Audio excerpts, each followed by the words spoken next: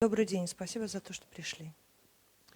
I'm Andrew Lawrence King, and on behalf of Georgi Isakyan, I welcome you here to the theatre. Меня зовут Эндрю Лоуренса Кинг, и от имени Георгия Исаакяна я рад приветствовать вас в этом театре. I'm the director of Opera Omnia, Я директор опера «Омния», which supports all kinds of early music activities here at the theatre. организации, которая отвечает за любую старинно-музыкальную активность данного театра. And I'm going to talk to you about those activities today.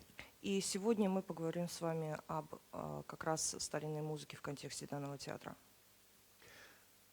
Visiting the theatre for the first time, I noticed that our location is between the university and the great circus.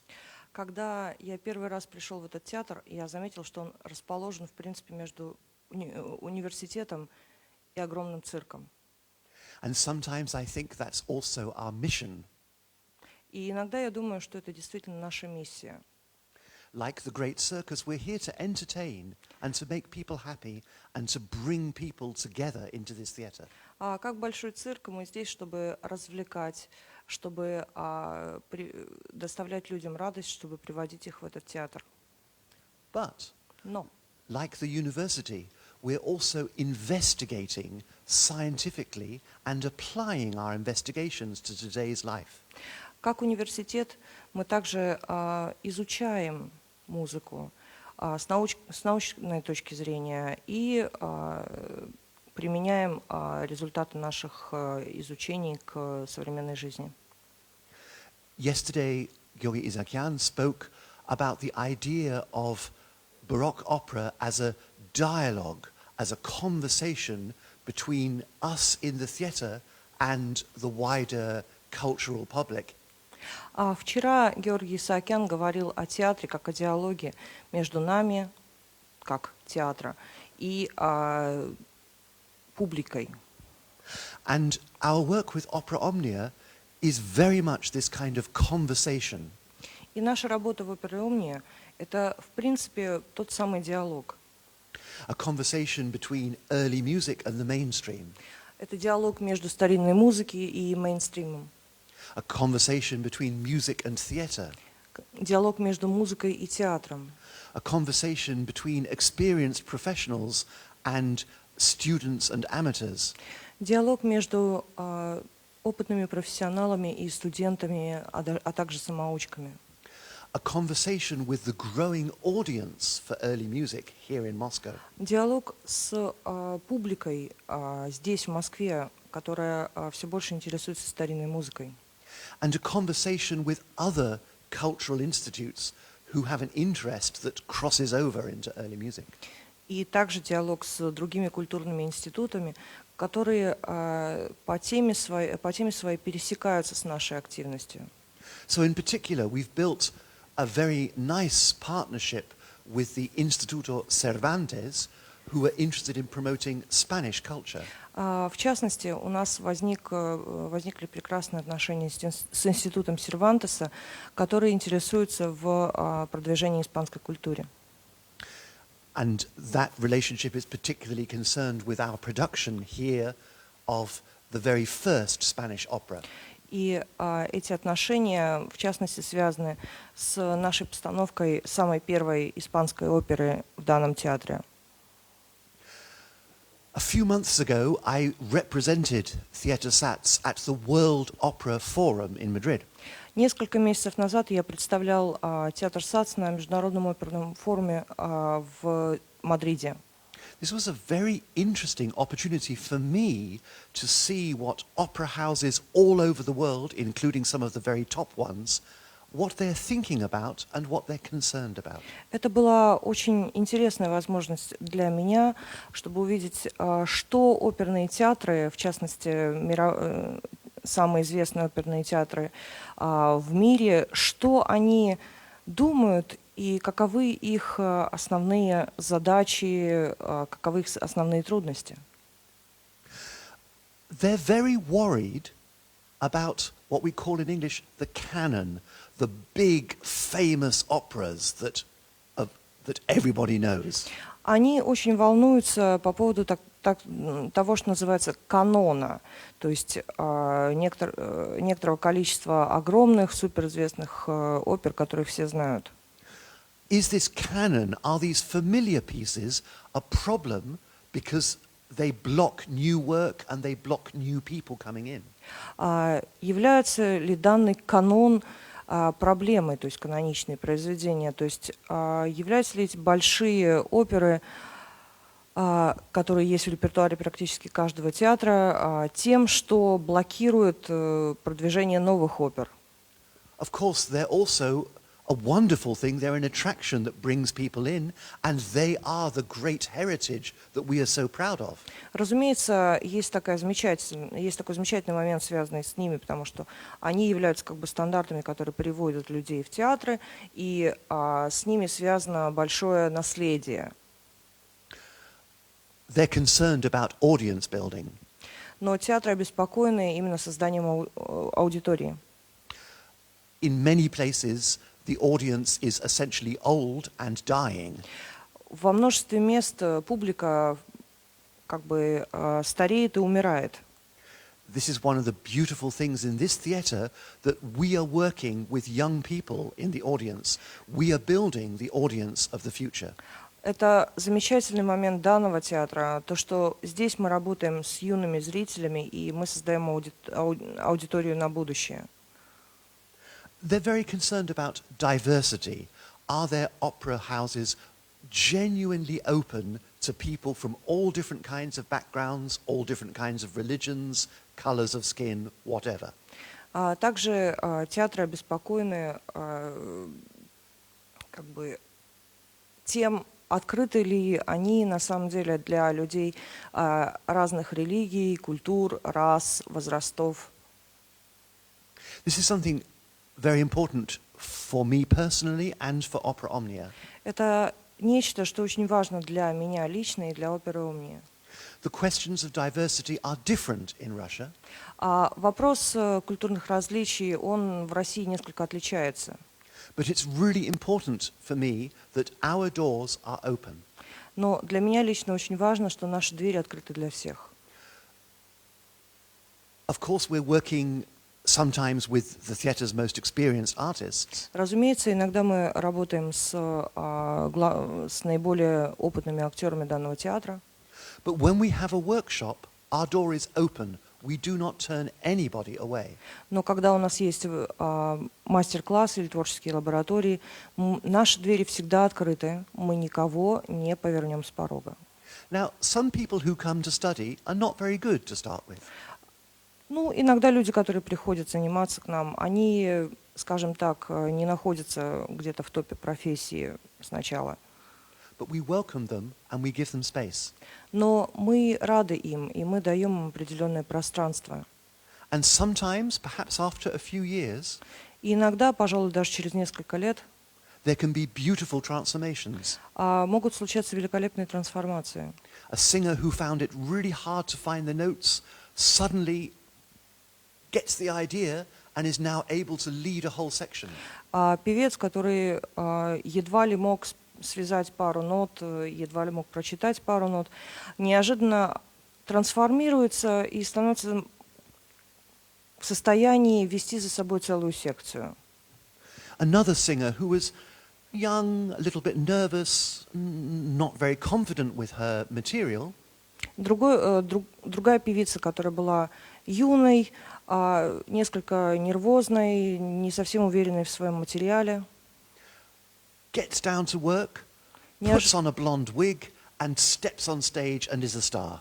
Неожиданно вникает в проект, начинает работать, надевает белый парик ангела, и внезапно она просто выдает самое потрясающее представление и реально выглядит звездой. When I was a teenager, I applied and was turned down by several of London's music schools. Когда я был тинейджером, я подавал документы в некоторое количество музыкальных высших школ в Лондоне, и мне отказали. And now I'm here. И вот я здесь. So our doors are open. Наши двери открыты. At this World Opera Forum, they were very enthusiastic about early music.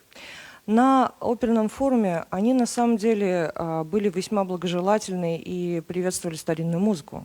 They thought that early music, with certain freedoms and new ways of thinking, could offer a new direction to opera houses. Они считают, что старинная музыка с определенной стилистической свободой и вливанием новых идей может придать театрам новое направление. They were celebrating early music, but I was the only early music specialist there. Они реально чествовали старинную музыку, но я был единственным старинным музыкальным специалистом там. I think there were about 500 delegates. Я думаю, было около 500 делегатов. They were celebrating operatic music. Они чествовали оперную музыку. But I think there were maybe one or two other directors, music directors there. Но я думаю, что из музыкальных директоров там тоже было разве что пара человек.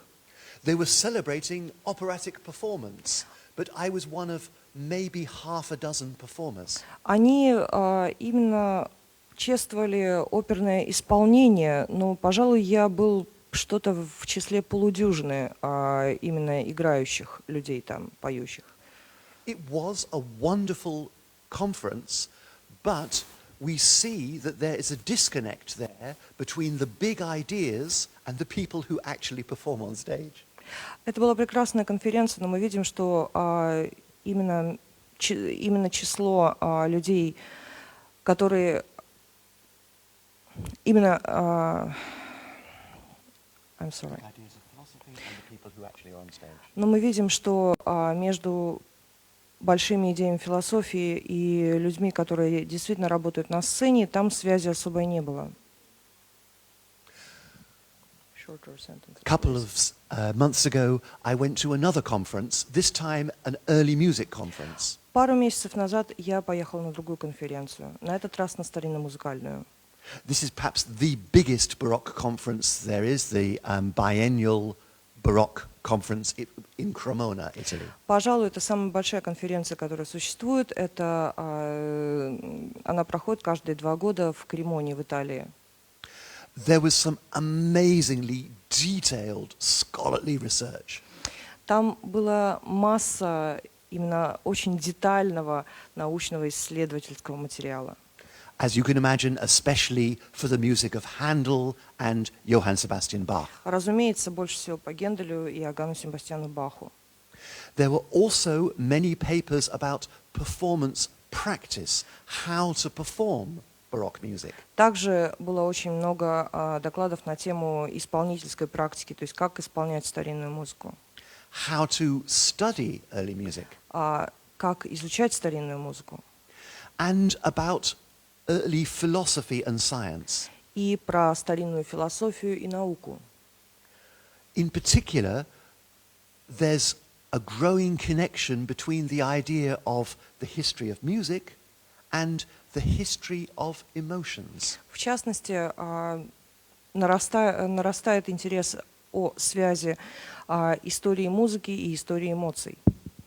Before we started Opera Omnia, for 5 years, I was a visiting researcher for the Australian Centre for the History of Emotions. Перед тем, как мы начали проект «Опера Омния», в течение 5 лет я работал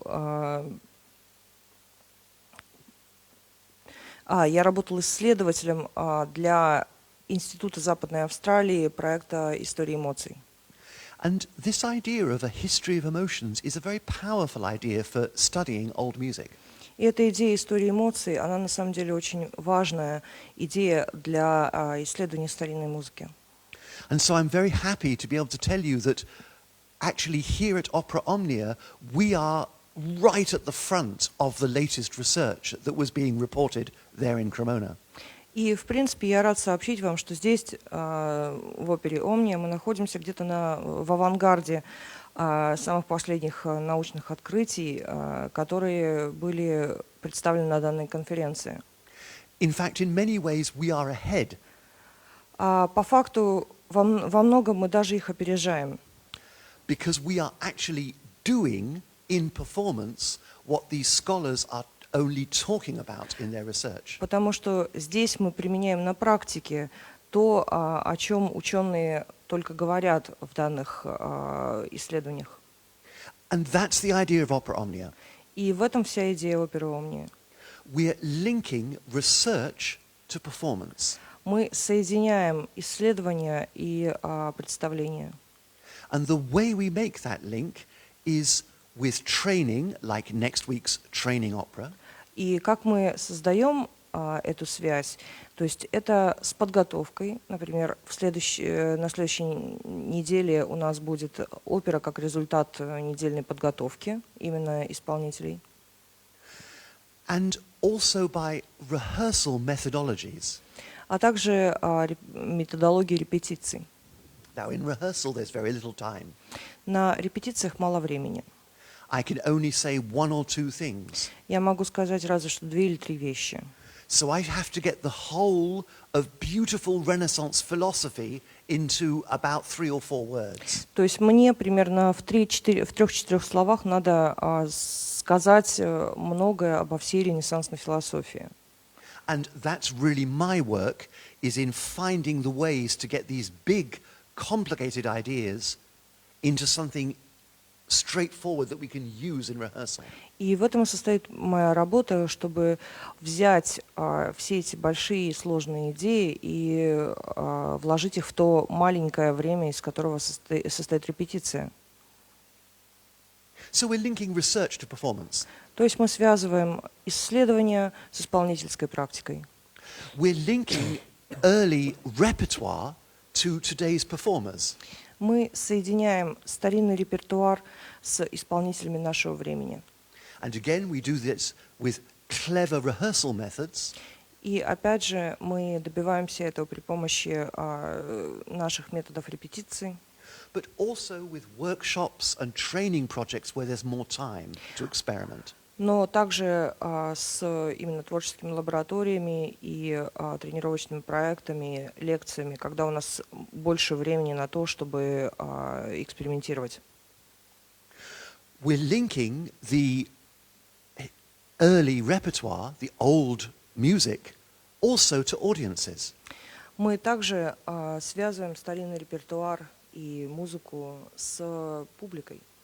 This is Georgi Isakyan's work as intendant to think which early pieces could be resonant for the Moscow audience. В принципе, это работа Георгия Исаакяна, как директора данного театра.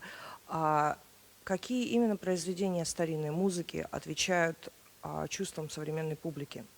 But it's also Opera Omnia's work through our workshops and, of course, through events like today. И также это работа оперы «Омния», которую мы осуществляем на наших творческих лабораториях и мероприятиях вроде сегодняшнего. Georgi Isakyan talks about creating an ecosystem where early opera can grow and flourish. Георгий Исаакян говорит о создании некой экосистемы, в которой старинная опера может расти и развиваться.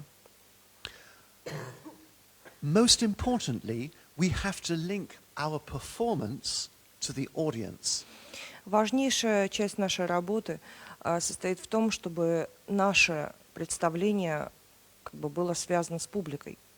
That's the shared job of the stage and music directors. Эту работу разделяют сценические и музыкальные директора.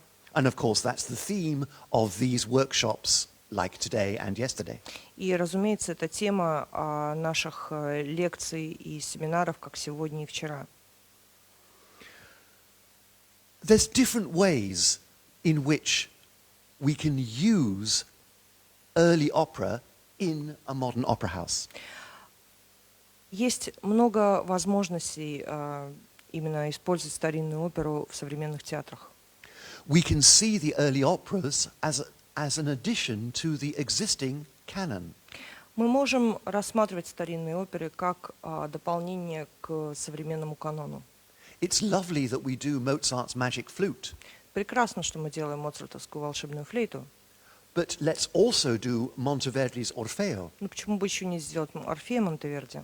And let's do the very first opera rappresentazioni di anima e corpo. Ну и почему бы еще не сделать самую первую оперу, которая идет в данном театре под названием «Игра души и тела». So we're growing the repertoire back into the past. То есть мы развиваем и увеличиваем репертуар, как бы направляя его в прошлое.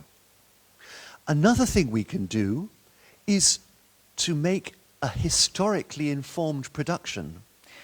Еще что мы можем сделать, это создавать именно исторически информированные постановки. The music is historical. Музыка историческая. The way we play it is also historical. Стиль исполнения также исторический. And the way we act on stage could also be historical. Ну а также сценическое действие, то есть способ актерской игры на сцене может также быть историческим. And then another way to work with early opera is to make a new theatre piece out of an early opera. Еще один вариант работы со старинной оперой – это создание нового театрального произведения из старинной оперы. And here in the theatre we have productions of all those kinds. И здесь в театре у нас есть постановки всех данных типов.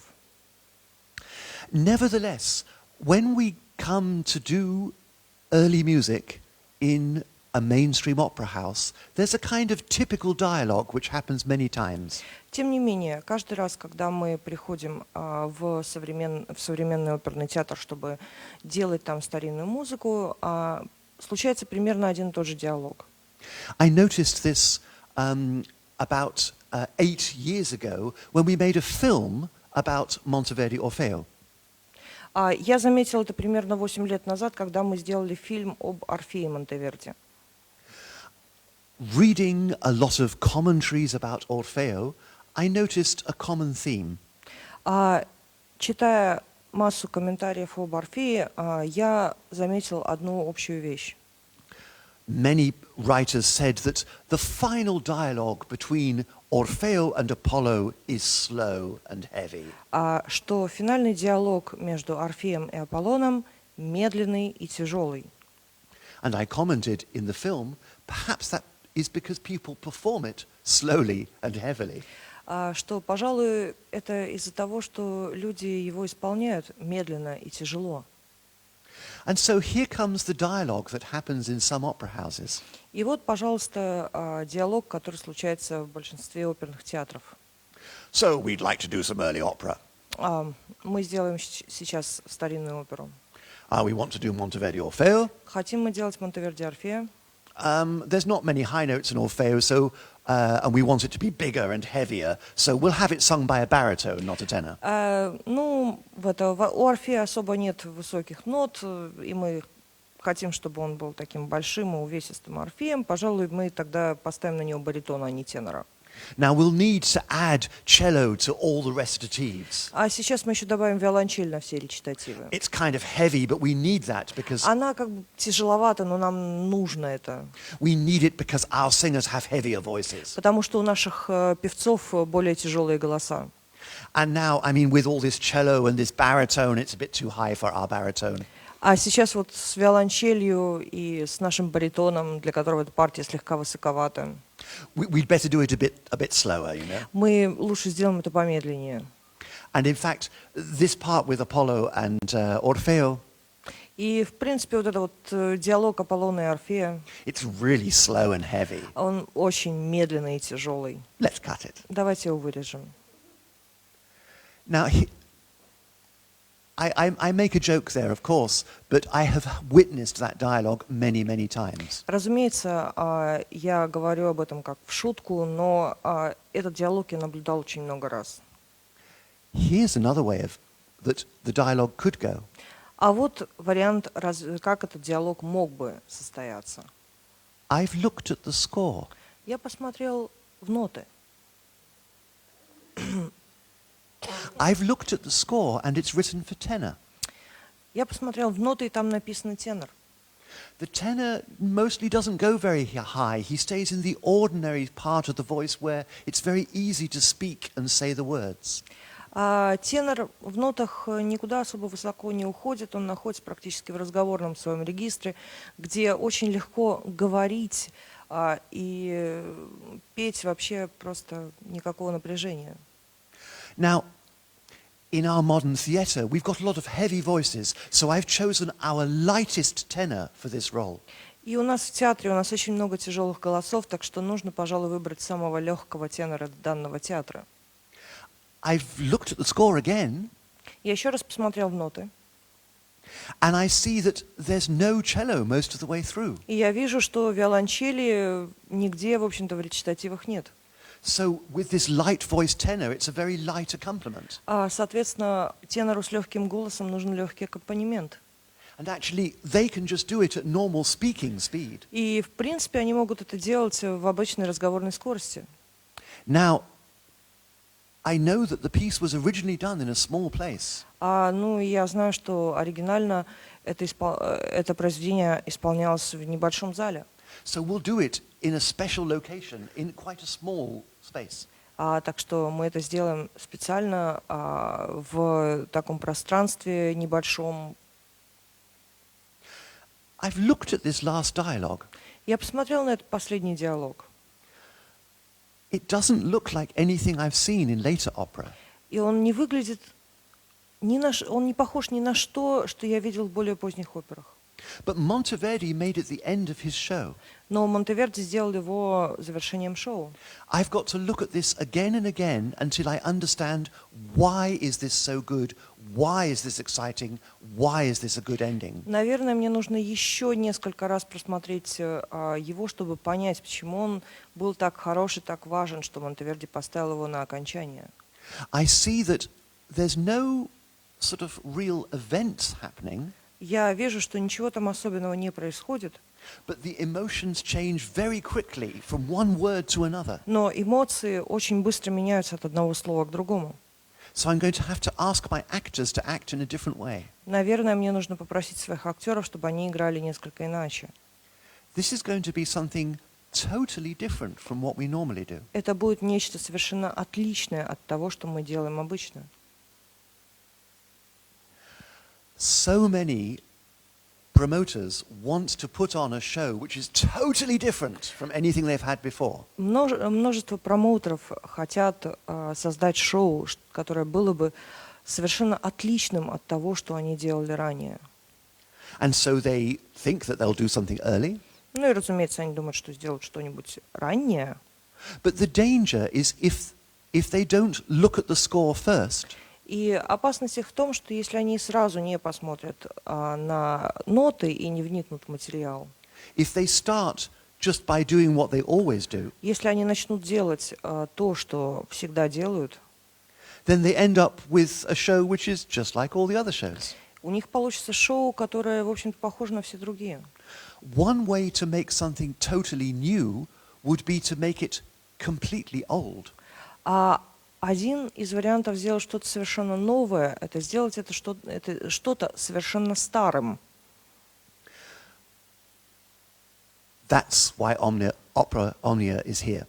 Вот зачем здесь опера «Омния». Our motto is that we are bringing old music to so we're bringing music of the past to the audience of the future. Наш девиз, что мы приносим музыку прошлого публике будущего. So what have we done? Что мы сделали? We started with this show, Anima e Corpo, the very first opera. Мы начали с «Аниме и Корпо», то есть «Игра о душе и теле», самой первой оперы. I think it's fair to say that it was total culture shock on all sides. Я думаю, будет честным сказать, что это было культурным шоком для обеих сторон.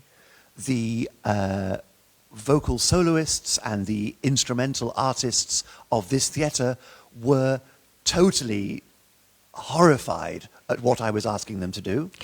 Музыканты и певцы данного театра были просто в ужасе от того, что я просил их делать. And as an early music specialist and used to working in Europe, some of the normal ways of working in a Russian theatre were equally shocking for me. И для как музыканта именно старинной музыки и человека, который работает в Европе, некоторые русские моменты работы театра были для меня, честно говоря, шокирующими. We survived. Мы выжили. We learnt to trust each other. Мы научились доверять друг другу. We became friends. Мы подружились. And we're doing more and more. Мы делаем больше и больше. We had to do some quite new things for this first opera. Для этой первой оперы мы сделали массу новых вещей. So you could almost say that in Baroque opera there are two orchestras. Вы можете сказать, что в барочной опере есть два оркестра. One is the normal orchestra with violins and wind instruments and things. То есть один оркестр — это нормальный оркестр, в котором есть скрипки, духовые инструменты и так далее. And the other is the continuo section. А второй оркестр — это секция континуо. A group of very different instruments. Группа очень различных инструментов. So the group itself is diverse, very mixed. Группа сама по себе очень разнообразная, очень очень разнообразная. They all play from the bass line. Они все играют разработку басовой линии. But they all improvise their parts. Но они импровизируют свои партии. And they improvise in different ways according to which instrument they have. И в зависимости от того, на каком инструменте они играют, тип этой импровизации меняется. And as came out in discussion in yesterday's conference, И как было приведено на вчерашней конференции, this continuo section is rather like the rhythm section in a jazz band. Секция континуо — это, в принципе, ритм-секция джаз-банды. They keep the whole band together. Секция континуо держит всю банду вместе. And they lead the rhythm. И они ведут ритм. And in Baroque music, it's just like Duke Ellington. И в барочной музыке это примерно как Дьюк Эллингтон. It don't mean a thing if it ain't got that swing. You need to have the rhythm. Вам нужно держать ритм. There are different instruments in the earliest operas. В старинных операх используется множество разных инструментов. So here is one of the groups of wind instruments. Вот одна из групп духовых инструментов. And you see on the right side of the picture what looks more or less like trombones. These are the Baroque trombones, which were also called sackbuts. И вы видите справа на картинке то, что выглядит примерно как тромбон. Это барочный тромбон, который еще назывался сакбутом. We were very lucky that there was already an ensemble of sackbuts with the instruments and with players who had started practicing and building up experience together, so that we were able to use that in the theatre. Мы были, нашей удачей было то, что в Москве уже существовал ансамбль старинных духовых инструментов альто-капелла, которые работали друг с другом уже много лет, в принципе, играли на вот этих старинных сакбутах, и эти сакбуты можно было использовать в нашем театре. Более того, большинство участников ансамбля альто-капелла уже работало в театре САЦ. On the far left you'll see a cornetto, and we brought in a visiting player to play this unusual instrument. Слева вы видите корнетто, то есть цинк, и мы наняли именно гостевого музыканта, чтобы играть на данном инструменте. And you see my comment here about the early instruments or about early music in general. И вы видите мой комментарий о старинных инструментах и старинной музыке в принципе. Не примитивное, но иное. In early music, large ensembles are built up by having different groups which are separated across the space. Ансамбль в старинной музыке разделяется на несколько групп, которые часто разделены и в пространстве тоже. So on the left of this picture, you'll recognize those sackbuts again. Слева на данной картинке вы видите группу сакбутов. On the right of the picture, there are the cornettos. You'll recognize those. Справа на картинке вы видите корнетти, то есть цинки. And a singer. И певец. And in the middle is the continuo group. А в центре у нас секция континуа. With different instruments, again, notice we've got some lutes and we've got the organ. С различными инструментами. Заметьте, у нас есть лютни и есть орган. Now, if you look carefully, И если вы посмотрите внимательно, you will see that there are 3 people beating time. вы увидите, что 3 человека отбивают время. This guy here is beating time for the sackbuts. Этот человек показывает сакбутом такт. For the sackbuts, you said. And when we do animae corpo in this hall here, because the sackbuts are right at the side, they need somebody in front of them who can beat the rhythm. И когда мы делаем как раз игру о душе и теле как раз в данном малом зале, у нас сакбуты сидят вот здесь, то есть далеко от всего. Соответственно, им нужно, чтобы кто-то показывал им такт. Here's another singer beating time for the singers here and the continuo players close to them. Вы видите, в центре там певец показывает именно такт для континуо и для второго певца. We have this also in animae corpo. У нас то же самое есть в аниме корпо. That we have some singers and they're beating time for the organ player who sits close to them. У нас есть певцы на этой стороне, и они показывают время именно органисту, который на этой стороне сидит. And here on the far left, this singer is also beating time for the people near him.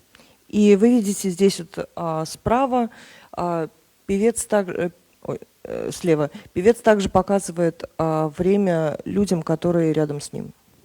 So there's no one central conductor.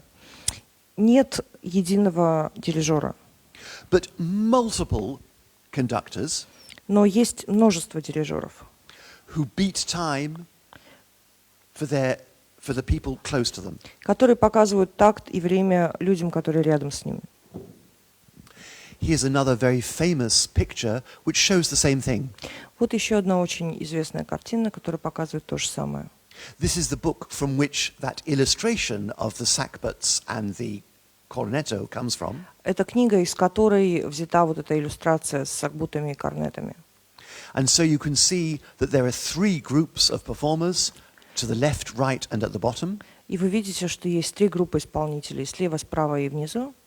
And each of the groups has got a conductor И у каждой группы есть свой, так сказать, дирижер, with a hand out like this, у которого рука вот так направлена. beating time, watching each other. И эти дирижеры, они смотрят друг на друга и отбивают время. So we had to teach the musicians for animae corpo 2 completely new skills. Нам нужно было преподать музыкантам игры о душе и теле 2 как бы совершенно новых умения. We had to teach them to work without a central conductor. Мы должны были научить их работать без единого дирижера. And we had to teach them to make the rhythm themselves. А также создавать ритм самостоятельно.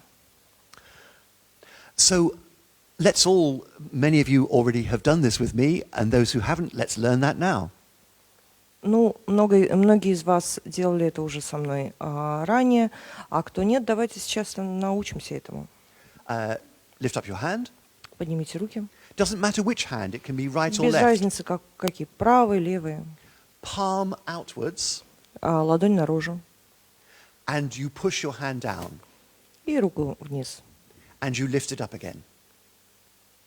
Fantastic. You are now all qualified Baroque opera conductors. Супер. Вы все сдали экзамен на барочного дирижера. And this is very important, И это очень важно. because the rhythm is not something very strange and mysterious that only the great conducting genius understands. Потому что ритм — это не та великая мистерия и таинство, которую только великие гении дирижерского искусства понимают. rhythm is something fundamental. Ритм — это нечто фундаментальное. We all have to have the rhythm inside us. У нас у всех должен быть ритм. And of course we have to join together so we have the same rhythm shared between us. И, разумеется, нам всем нужно делать это вместе, потому что, чтобы синхронизировать ритм. And this is perhaps one of the most important things about historically informed performance. И, пожалуй, это одна из важнейших вещей касаемо исторического исполнительства. It's very nice to have the old instruments. Хорошо, если у нас есть старинные инструменты. It's very nice to study all these historical ways to play. Здорово, что мы учимся всем этим старинным способам игры. But if you put a modern conductor in front of it, you spoil the whole thing. Но если у вас современный дирижер перед вами машет в современном стиле, то, в общем-то, смысла в этом нет ни малейшего. Because you take away this necessity that every single person is feeling the rhythm. Потому что вы удаляете вот эту важность, вот этот важный элемент, который чувствует каждый из участников. If you remember nothing else from today, remember this picture. Ну, если вы больше ничего не запомните с сегодняшней лекции, помните эту картинку. So this is how you do it. Вот как вы это делаете. Here is a flute player who is studying his part by waving his hand. Вот флейтист, который учит свою партию, именно размахивая рукой. The hand goes down and up in a slow rhythm, like we practiced. Рука идет вниз и вверх в медленном ритме, как мы уже практиковались. And this rhythm is constant even when the music changes around it. И этот ритм постоянен, даже когда музыка вокруг него меняется. Let me show you what I mean. Давайте я покажу, о чем я говорю. Pick up your hands. So we go down, up, down, up. And we can go 1, 2, 3, 4, 1, 2, or we could go 1, 2, 3, 4, 5, 6, 1, 2, 3, 4. Or we could go 1, 2, 3, 1, 2, 3. Or we could go 1, 2, 3, 4, 5, 6, 1, 2, 3, 4, 5, 6, 1, 2, 3. Whatever we do, this down-up stays the same. А что бы мы ни делали, это движение вниз-вверх, оно остается одним и тем же. The name for this principle and for this action is tactus. Этот принцип и это действие называется тактус. The principle is that we control the music with a slow beat. Принцип состоит в том, что мы контролируем музыку именно медленным метром. And this slow beat remains constant. И этот медленный метр неизменен. And how we do it is by waving our hands. И как мы это делаем? При помощи руки. So in the next picture we've got a lute player, his hands are busy, so it's the soprano behind him who's waving her hand to show the tactus. И мы видим на следующей картинке лютниста, у кого заняты руки, и сопрано для него показывающая тактус. And in the bottom picture, the female singer is holding the music with her left hand and showing the tactus with her right hand. И внизу у нас есть женщина, певица, которая держит музыку в левой руке и показывает такт своей правой рукой. So, in these early operas, we have a different model of what it is to be the director of music. В этих старинных операх у нас есть различная модель того, как можно быть директором, музыкальным руководителем в старинной музыке. It's not about conducting. Это не дирижирование. It's about leading the rehearsals, Это именно руководство репетициями, training the singers and musicians, подготовка музыкантов и певцов, training them in the particular style, подготовка их в определенном стиле and in preparing the material beforehand. и подготовка материала заранее. So here's the front page of the original print of Anima e Corpo. Вот как бы заглавная страница оригинального принта «Игры о душе и теле». On the other side is one of my heroes, one of the composers of the 3 operas that happened in this same year, 1600.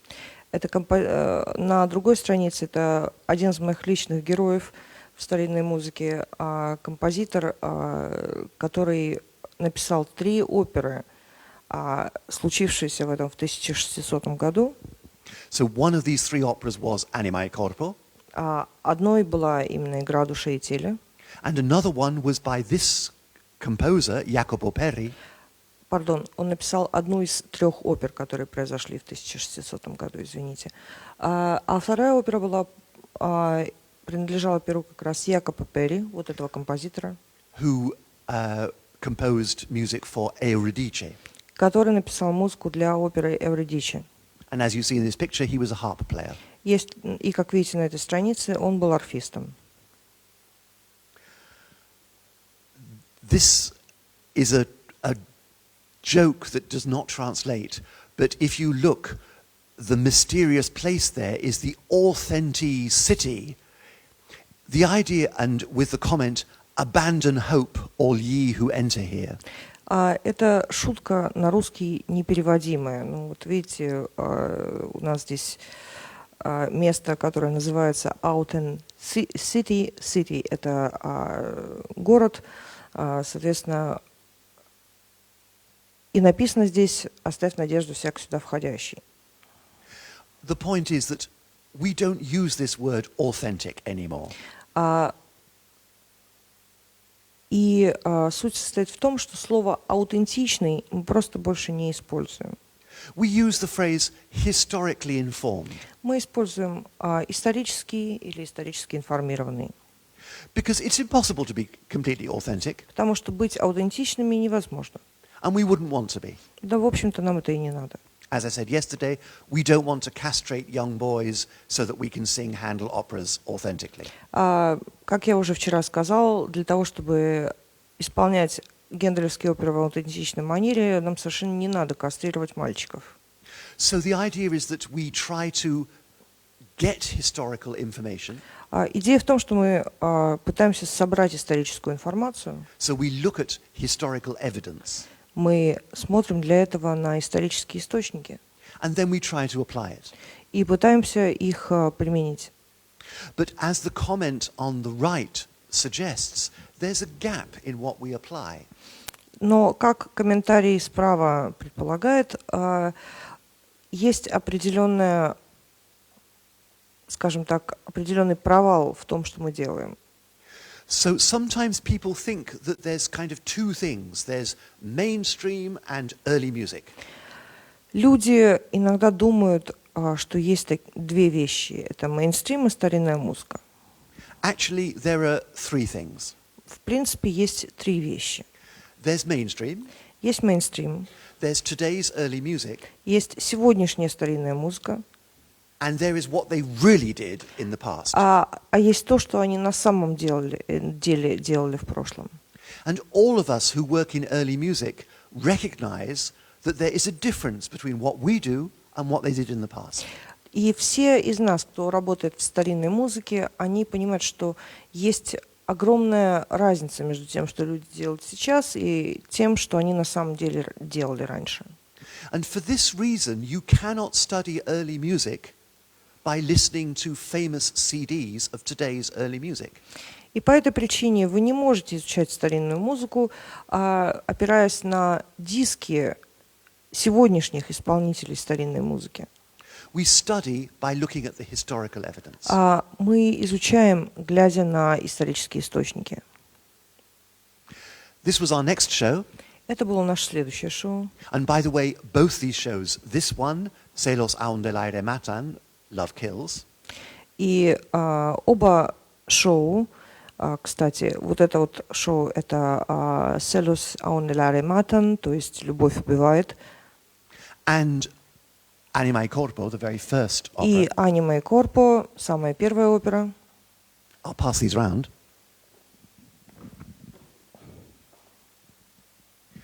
You can keep them or give them back. As you Либо отдайте, либо возьмите себе. Good catch. And this one just tells you about many of the different shows we have. Этот буклет говорит вам о многих шоу, которые у нас были. So both these shows are still running in repertoire. Оба этих шоу уже не первый год идут в нашем репертуаре в театре. We're coming towards 60 performances of Anima e Corpo. У нас скоро будет 60-е исполнение «Игра души и тела». 6 years. Celos, fourth year. And the fourth year, the fourth season of Love Kills. И четвертый сезон «Любовь убивает». This Love Kills was a big challenge for the theatre. «Любовь убивает» на самом деле была огромным вызовом для театра. It's a famous piece. It's the first Spanish opera. Это известнейшее произведение, это самая первая испанская опера. It is hardly ever performed. При том, что она написана двумя совершенно легендарными людьми, то есть Хуаном Идальго де Паланко и Педро Кальдероном, испанским Шекспиром, эта опера едва ли когда исполняется. There's been perhaps 2 or 3 productions since the year 2000. С 2000 года было, пожалуй, 2 или 3 показа ее. And one of those is here. Один из них здесь. And I directed another one. Другим я руководил. A very, very famous Spanish early music expert tried a concert performance. Один очень-очень известный эксперт в старинной музыке, испанец, попробовал сделать концертное исполнение данной вещи. And frankly, it did not succeed. Мягко говоря, оно не получилось. That ensemble never went back to the piece. Ансамбль более никогда к данной вещи не обращался. It has the reputation of an opera which is completely impossible. Эта опера имеет репутацию невозможной. We're doing it once a month. А у нас она идет раз в месяц. Come and watch. Приходите посмотреть. Seriously, it is an amazing show. На самом деле, без шуток, это совершенно потрясающее шоу. But as our musicians found, there are challenges in the Spanish style. Но, как наши музыканты обнаружили, испанский стиль – это вызов. It's not just Baroque. Он не просто барочный. It's Spanish Baroque. Это испанская барокко. And so it has these complicated Spanish rhythms. В нем очень сложные, запутанные испанские ритмы. Lots of syncopations. Масса синкоп. And both musically and dramatically, it's very, very fast. И музыкально, и драматически данное произведение очень насыщенное и очень быстрое. Probably the most important new thing for us musically was building a completely new continuo team. Для нас, пожалуй, самым важным моментом данной оперы с точки зрения музыки было то, что мы построили совершенно новую группу континуа. And as you see, the really typical thing of Spanish opera continuo is Baroque guitars. И как вы видите, пожалуй, типичный самый компонент барочной оперы – это барочные гитары. 7 in this picture. В данной картинке было 7. We have 2 more in the team. У нас есть еще 2 в команде. And in a typical performance we have 4 or 5. Ну, в принципе, обычно у нас на представлении 4, 5, 6. Percussion right in the center. Перкуссия в центре. And 2 Baroque harps. И 2 барочных арфы. The composer, Juan Hidalgo, was himself a harp player. Композитор Хуан Идальго де Паланко был арфистом. As well as the projects inside the theatre, with the same team of people, we did a number of projects outside, which were part of the development of Opera Omnia. В то же время, как мы делали ряд проектов в данном театре, с некоторыми людьми из той же команды мы делали ряд проектов вне данного театра. This is an opera, La Morte d'Orfeo, the death of Orpheus. Эта опера – это «Смерть Орфея», опера авторства Стефано Ланди. It takes the story that we know from Monteverdi. Orpheus goes into hell, tries to get Eurydice, turns around, loses her. Эта история начинается после той истории, которая изложена в «Орфее и Монтеверди». То есть в «Орфее и Монтеверди» сложена первая часть истории Орфея, когда Орфей потерял Эвридику, сбегал в ад, обернулся, увидел ее, потерял и пришел назад. So now it's several years afterwards, and it's Orfeo's birthday. И сюжет данной оперы происходит уже много лет спустя, и это день рождения Орфея. And like people do on their birthdays, he gets drunk. Ну и как люди обычно делают на своих днях рождениях, Орфей напивается. And he decides to go into hell and visit Eurydice again. И, как обычно люди делают по пьяной лавочке, то есть звонят своим бывшим, он решает отправиться в ад и навестить Эвридику. And it doesn't go well. Ну, в общем-то, это была не лучшая идея. The music is amazing. Музыка абсолютно фантастическая. It has the same kind of beautiful ensembles and very expressive solo music as in Orfeo of Monteverdi. В ней есть великолепные соло, великолепнейшие, очень экспрессивные ансамбли, как в «Орфее и Монтеверди». But also big choir music, like in Monteverdi's Vespers. И хоры там, на самом деле, они настолько же масштабные и великолепные, как и в «Весперс» Монтеверди. It's actually one of the masterpieces of its time. Надо сказать, это потрясающий шедевр своего времени. But because it doesn't fit into any of the categories, it's not performed much today. Но потому что этот шедевр выпадает из ряда категорий, он сейчас практически не исполняется. К слову, в этом году мы планируем запись данной оперы на диск, выпуск диска данной оперы. И в следующем году ансамбль «Опера Омния», то есть совместно с моей группой «Дивина Комедия», планирует несколько показов данной оперы. Another project that we did was the Monteverdi Vespers. Еще один проект, который мы сделали, это был «Весперс» Монтеверди, «Вечер Непресвятой Девы Марии». First ever performance in Russia. Первое исполнение в России. As you see, we did it very historically. Как видите, мы сделали это в исторической манере. With a small ensemble. Небольшим ансамблем. I mean, this is quite big for a Baroque ensemble. Для барочного ансамбля это большая группа. But every singer is singing an individual voice. Но на голосах у нас по одному человеку. And if you look in the middle, where the microphones are, и когда вы посмотрите в центр, где микрофоны, notice that there is no conductor. Заметьте, что там нет дирижера.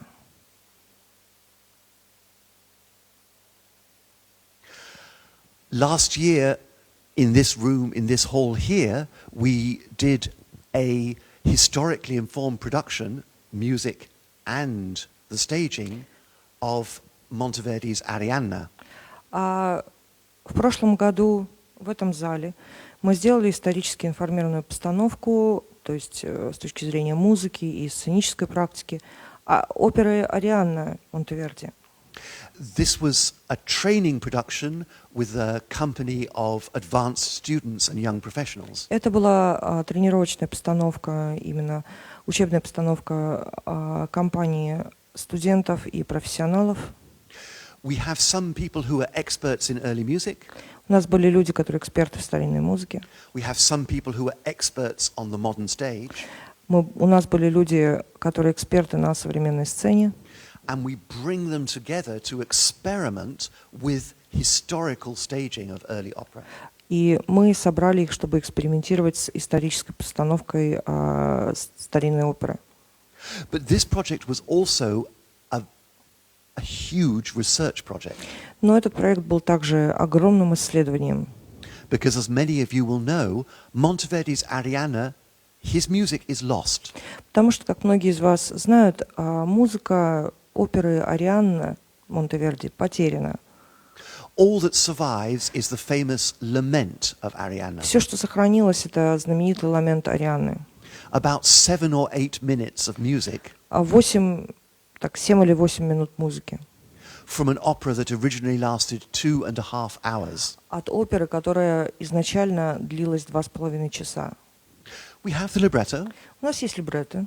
We have letters and descriptions about the opera. У нас есть письма и описания про оперу. So I composed the opera trying to write in the same way as Monteverdi, using his methods.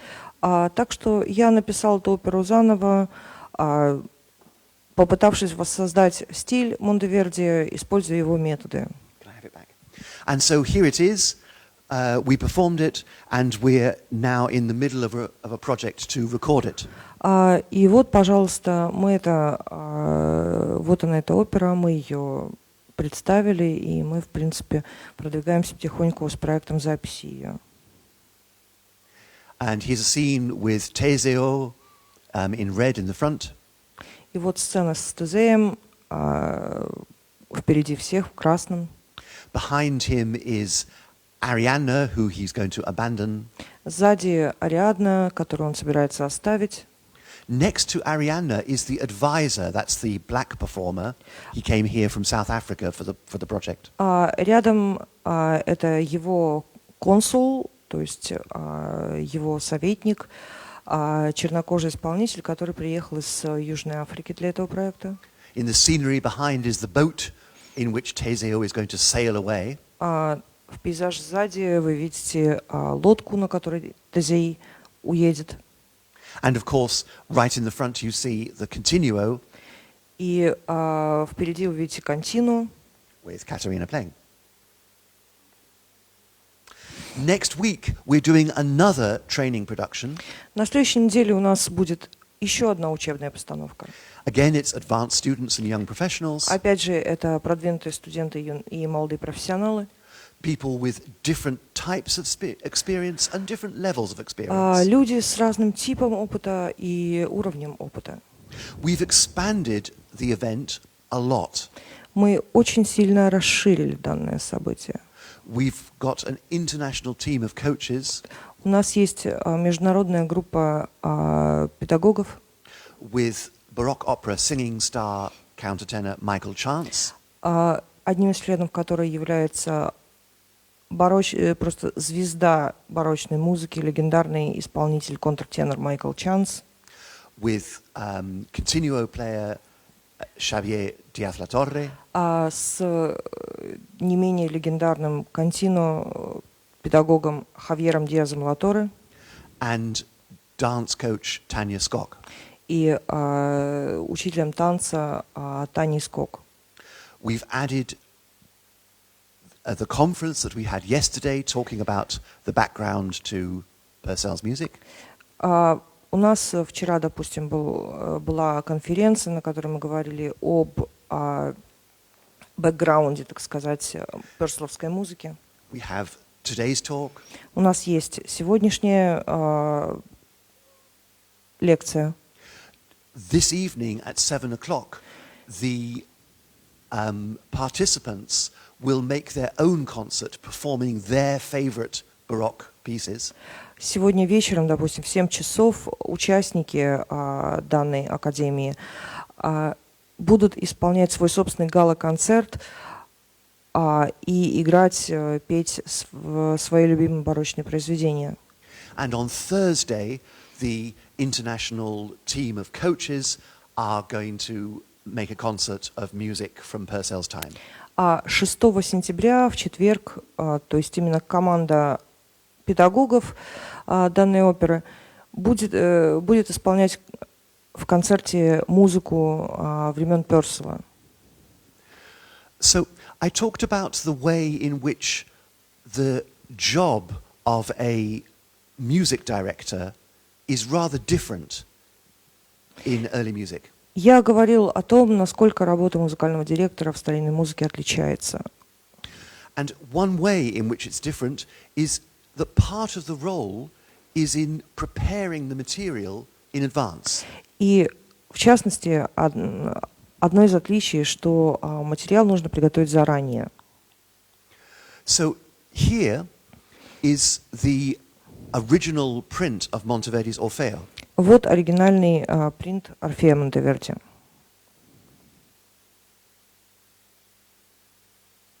If we're lucky. Если нам повезет.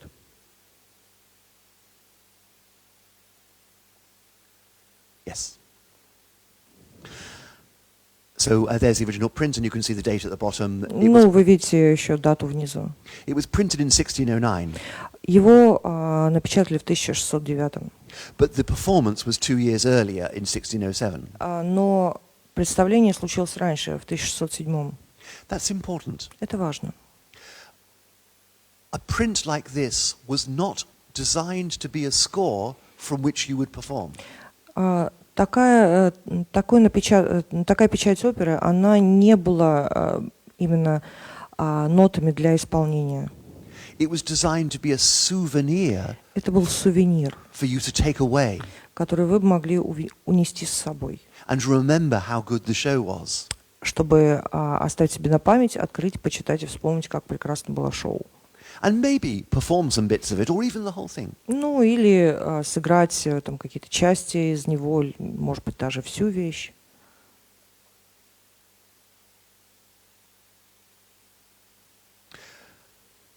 So here, where it says atto primo, Здесь, где написано первый акт, it's the beginning of Act 1. это начало первого акта. And I'd like you to see how simple and clean this score is. Я бы хотел, чтобы вы увидели, какой простой, чистый и прозрачный этот печатный лист.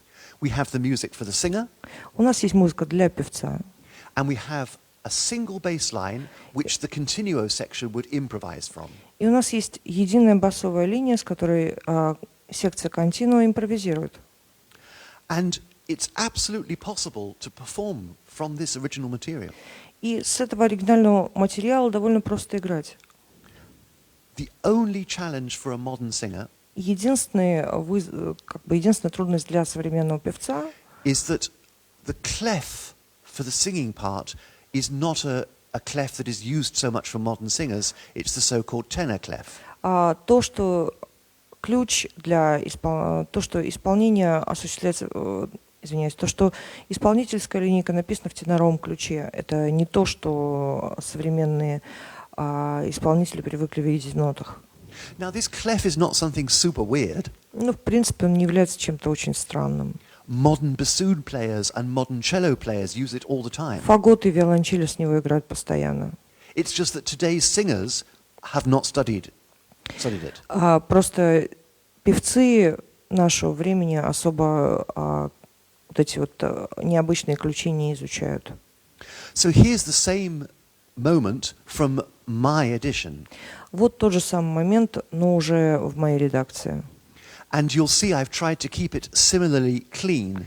Вы видите, что я стремился к той же самой чистоте. And the important change I've made is to put in a modern clef for the singer.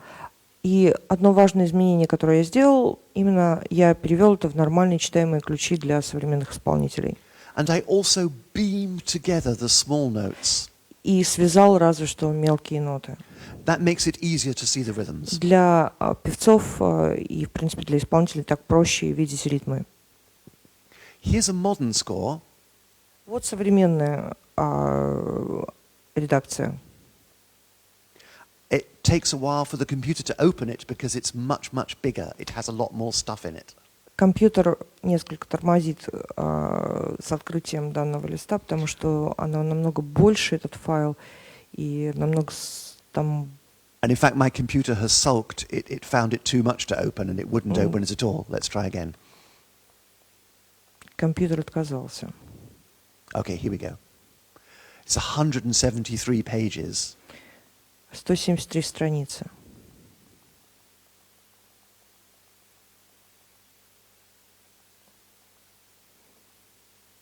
Okay, so here's the same moment. Это тот же самый момент. And we've got the modern clef, of course, good. Разумеется, у нас современный ключ, хорошо. Everything's, all the notes are correct, no problems there. В принципе, все ноты более-менее правильные, проблем здесь нет. It's not beamed together, it's whatever you want. Ноты не связаны, ну, в общем-то, ладно. Talking to singers, although the 20th century tradition was not to beam together, most singers find it easier to read the rhythms if you do beam them together. Певцы признают, что пускай даже в традиции 19-20 века ноты обычно не связывают, а для них проще читать, когда мелкие ноты связаны. But this is what I want to draw your attention to. Но вот к чему бы я хотел привлечь ваше внимание. Lutes, harpsichord with a written out part, cello.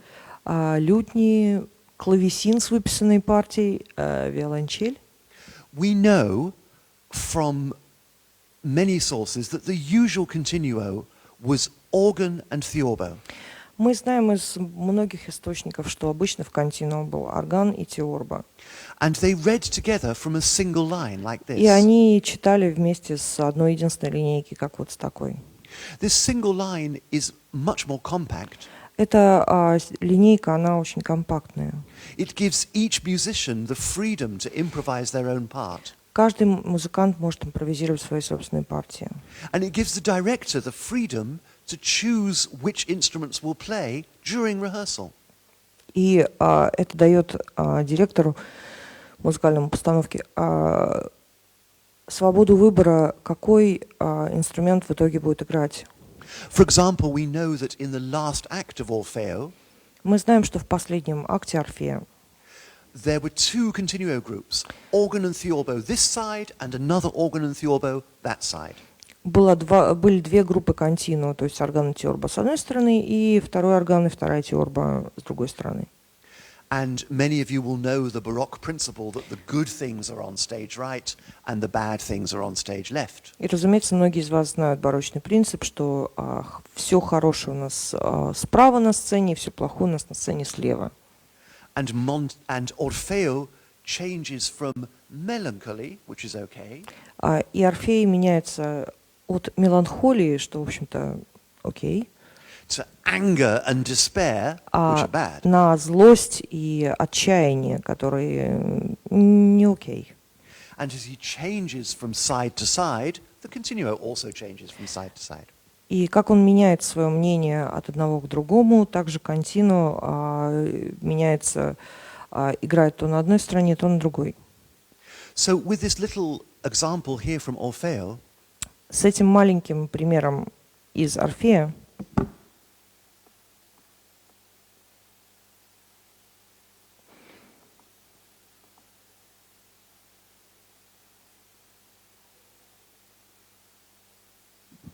I'd like just to show you the kind of rehearsal techniques that we use to study this music. я бы хотела вам показать некоторую репетиционную технику, которую мы используем для изучения данной музыки. You have to remember there's very little time in rehearsal. Вы должны помнить, что на репетиции очень мало времени. Those of you who work in opera theatre already know what I'm talking about. Кто из вас работает в оперных театрах, они уже знают, о чем я говорю. If you're an audience member, you might be surprised. Если вы исключительно в публике, вы можете быть удивлены. We spend 3 weeks, even 2 months, preparing for a premiere. Мы 3 недели, может быть, даже месяцы готовимся к премьере. What do you mean there's no time?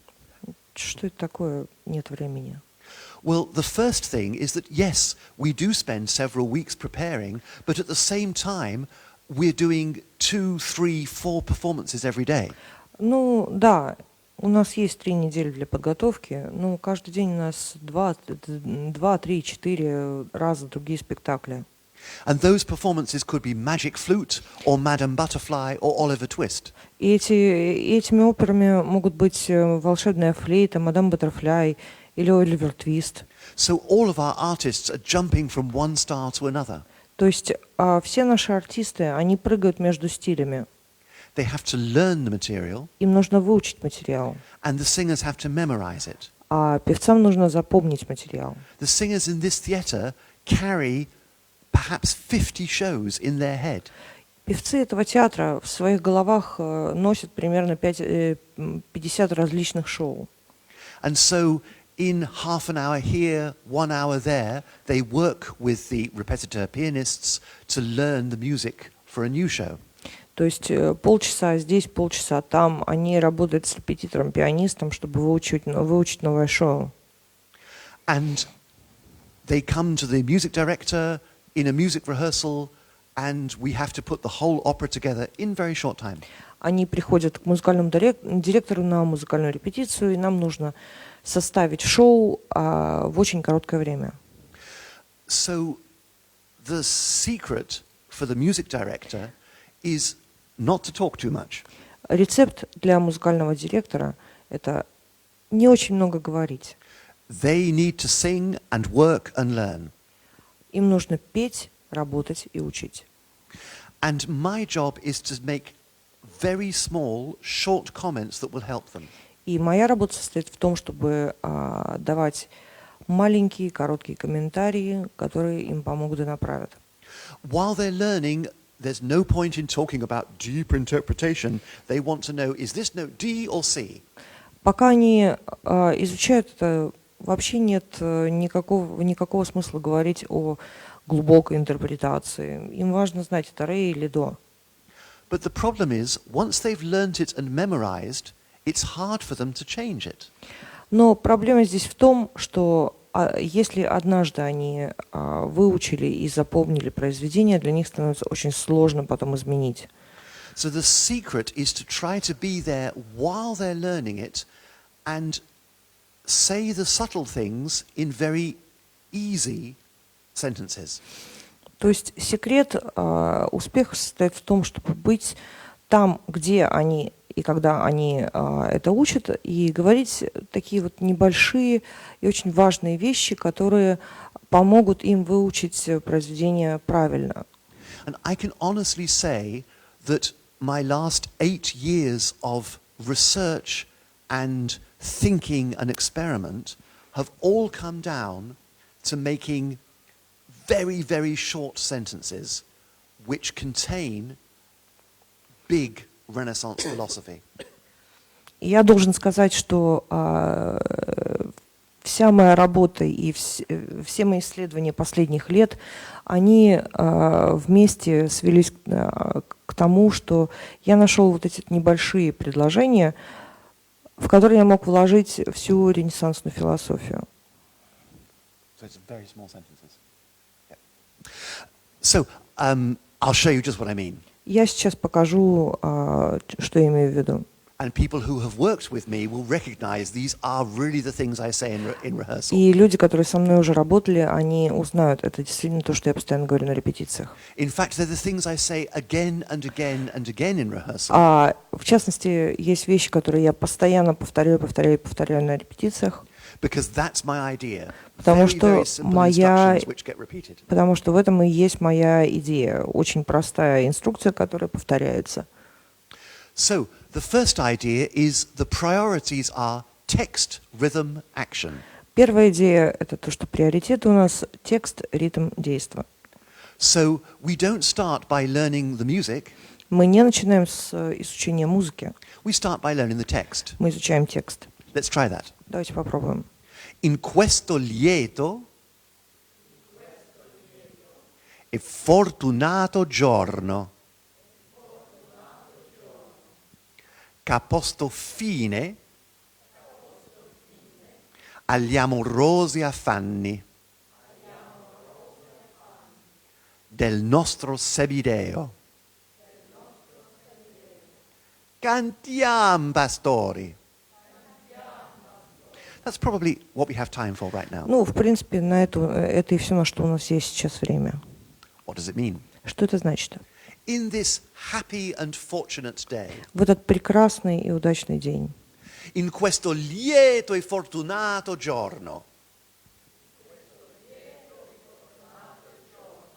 could you please pretend to be happy? можете, пожалуйста, притвориться счастливыми. In questo lieto e fortunato giorno. Very good. Which has stopped the love suffering. Который положил конец страданиям любви. Che ha posto fine agli amorosi affanni. Che ha posto fine agli amorosi affanni. The love sufferings of our semi-God. Страданиям любви нашего полубога. That's Orfeo, of course. разумеется, Орфея. Del nostro semideo. Del nostro semideo. Let's sing, shepherds. Давайте петь, пастухи. Cantiam, pastori. Who are the shepherds? Кто пастухи? Кто здесь пастухи? Yes, you, the performers. Да, вы исполнители. You are the shepherds on the stage. Вы на сцене в данный момент пастухи. But also typical in this early Baroque style, Но типично для данного барочного стиля you address the audience. вы адресуете к публике.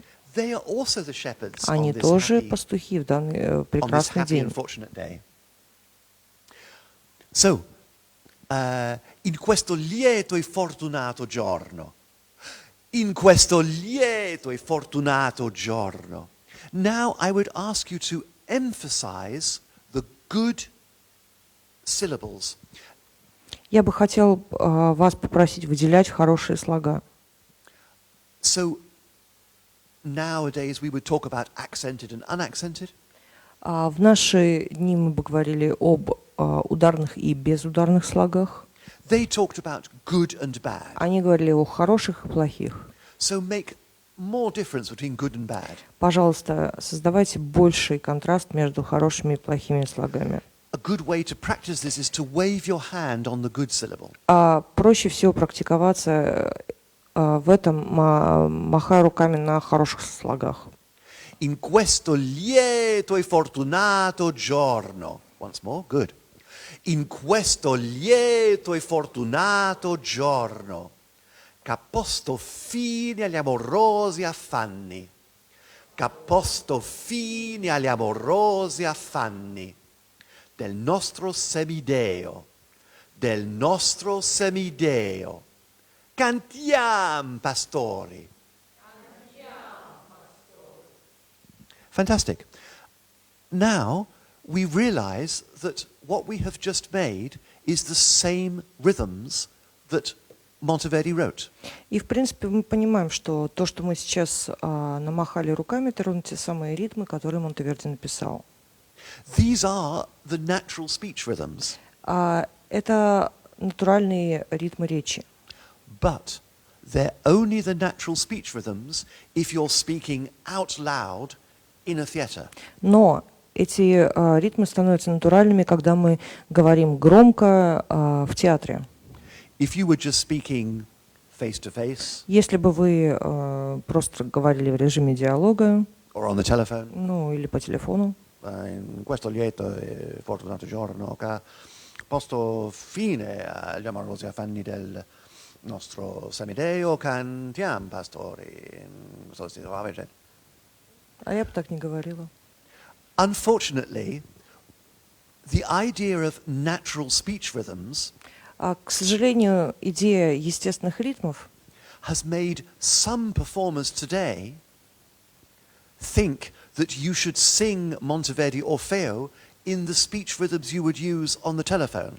К сожалению, идея натуральных ритмов, так сказать, натуральных ритмов речи, несколько была извращена современными исполнителями, которые думают, что надо исполнять Орфея в том же ритме, в котором вы бы говорили этот текст по телефону. In questo lieto fortunato giorno che posto fine le amorosi affanni del nostro semideo, cantiam, pastori, inciso aviagenti, che s'ingegni dove i nostri concerti. Oh, it's Baroque. I should do an ornament. Nostri concerti. Now it's Baroque. By the way, that was an in-joke. This ornament is the one we hear most often today. На самом деле это была такая внутренняя шутка, потому что этот орнамент, который мы слышим наиболее часто сейчас, And it's almost a perfect demonstration of how not to do the ornaments. И это, пожалуй, самая главная демонстрация того, как нельзя делать барочные орнаменты. Извиняюсь, Пол Хиллер называет этот орнамент лошадкой, потому что он звучит как «и-хо-хо-хо-хо». So, let's go back to our speaking in an Italian court speaking in an Italian theatre. Давайте вернемся к нашему, вот к теме тому, как говорить при итальянском дворе и в итальянском театре. You can see that even the melody, if we call it melody, even the melody Monteverdi writes is a way that you could speak it. В принципе, мы видим даже мелодия, ну, в смысле, в понятии Монтеверди мелодия, она написана в той манере, что, в принципе, с этой манерой мы можем говорить. We could start the speech high in the voice. Мы можем начать речь довольно высоко, именно голосом, Come down slowly, медленно спуститься вниз, and then go up again when we say, let's sing. а потом опять подняться наверх, когда нам нужно сказать «давайте споем». In questo lieto e fortunato giorno, che posto fine agli amorosi affanni del nostro semideo, cantiam, pastori. So the pitch levels and the rhythms are the rhythms of speaking in the theatre. То есть интонирование и ритмы – это на самом деле ритмы риторической речи, то есть театральной речи. That was text. Это был текст. Next thing is rhythm. Следующее – это ритм. In early music, we organize the rhythm of the little notes В старинной музыке мы организуем ритмы маленьких нот with this long, slow beat. базируясь на медленном метре. So we practice with this tactus, with the hand. Мы практикуемся тактусом, рукой. Hand goes down, up. Please do it. Рука идет вниз-вверх. Up, down. And those are the half notes. Это половинки. So keep going with the down, up. I'll show you how it fits. Down, up, down. In questo lieto e fortunato giorno, che posto fine agli amorosi affanni del nostro semideo, cantiam, pastori. Let's do it together. Yes, join me speaking. And 1. In questo lieto e fortunato giorno, che posto fine agli amorosi affanni del nostro semideo, cantiam, pastori. Now, to be able to speak it like this, we need 2 extra things. Чтобы у нас была возможность так говорить, нам нужно еще 2 вещи. And again, those people who've rehearsed with me, you will recognize these things.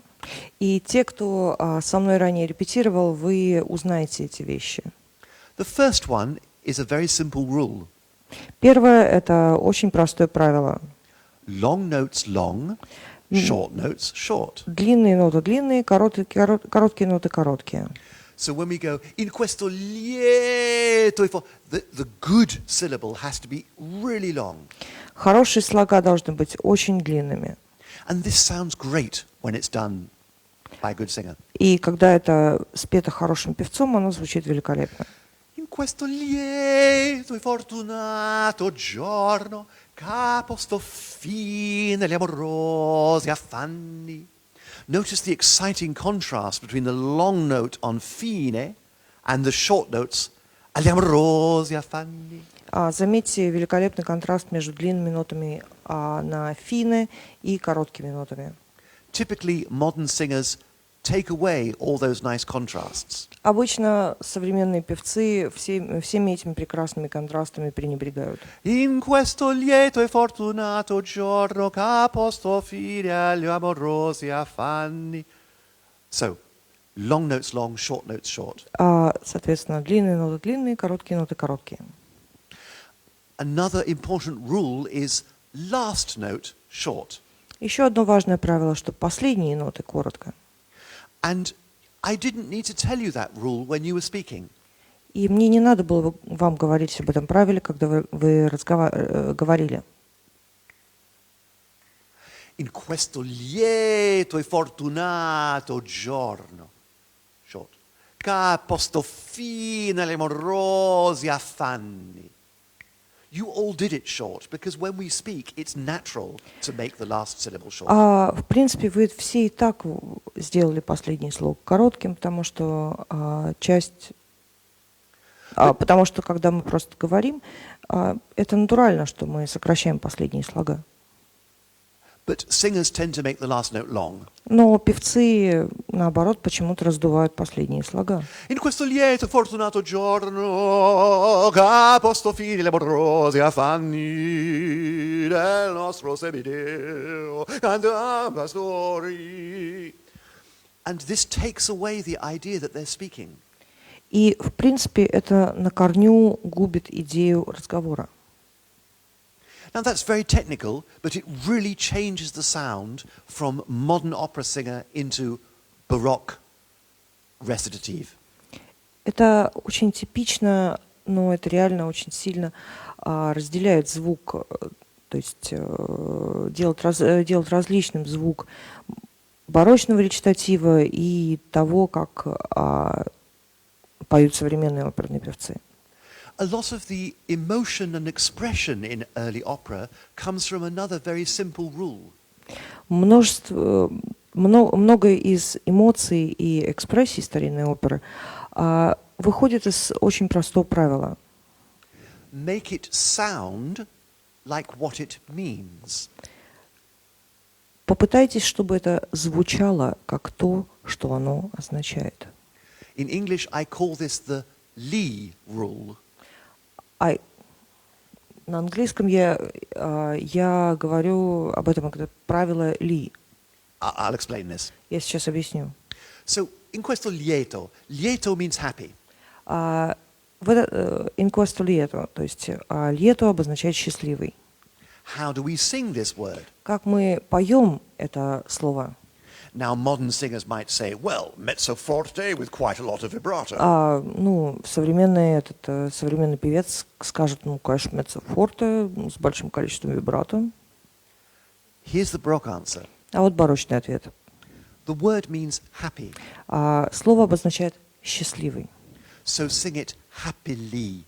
То есть петь его надо счастливо. In questo lieto. The word fortunato means lucky. Слово fortunato обозначает удачливый. So sing it luckily.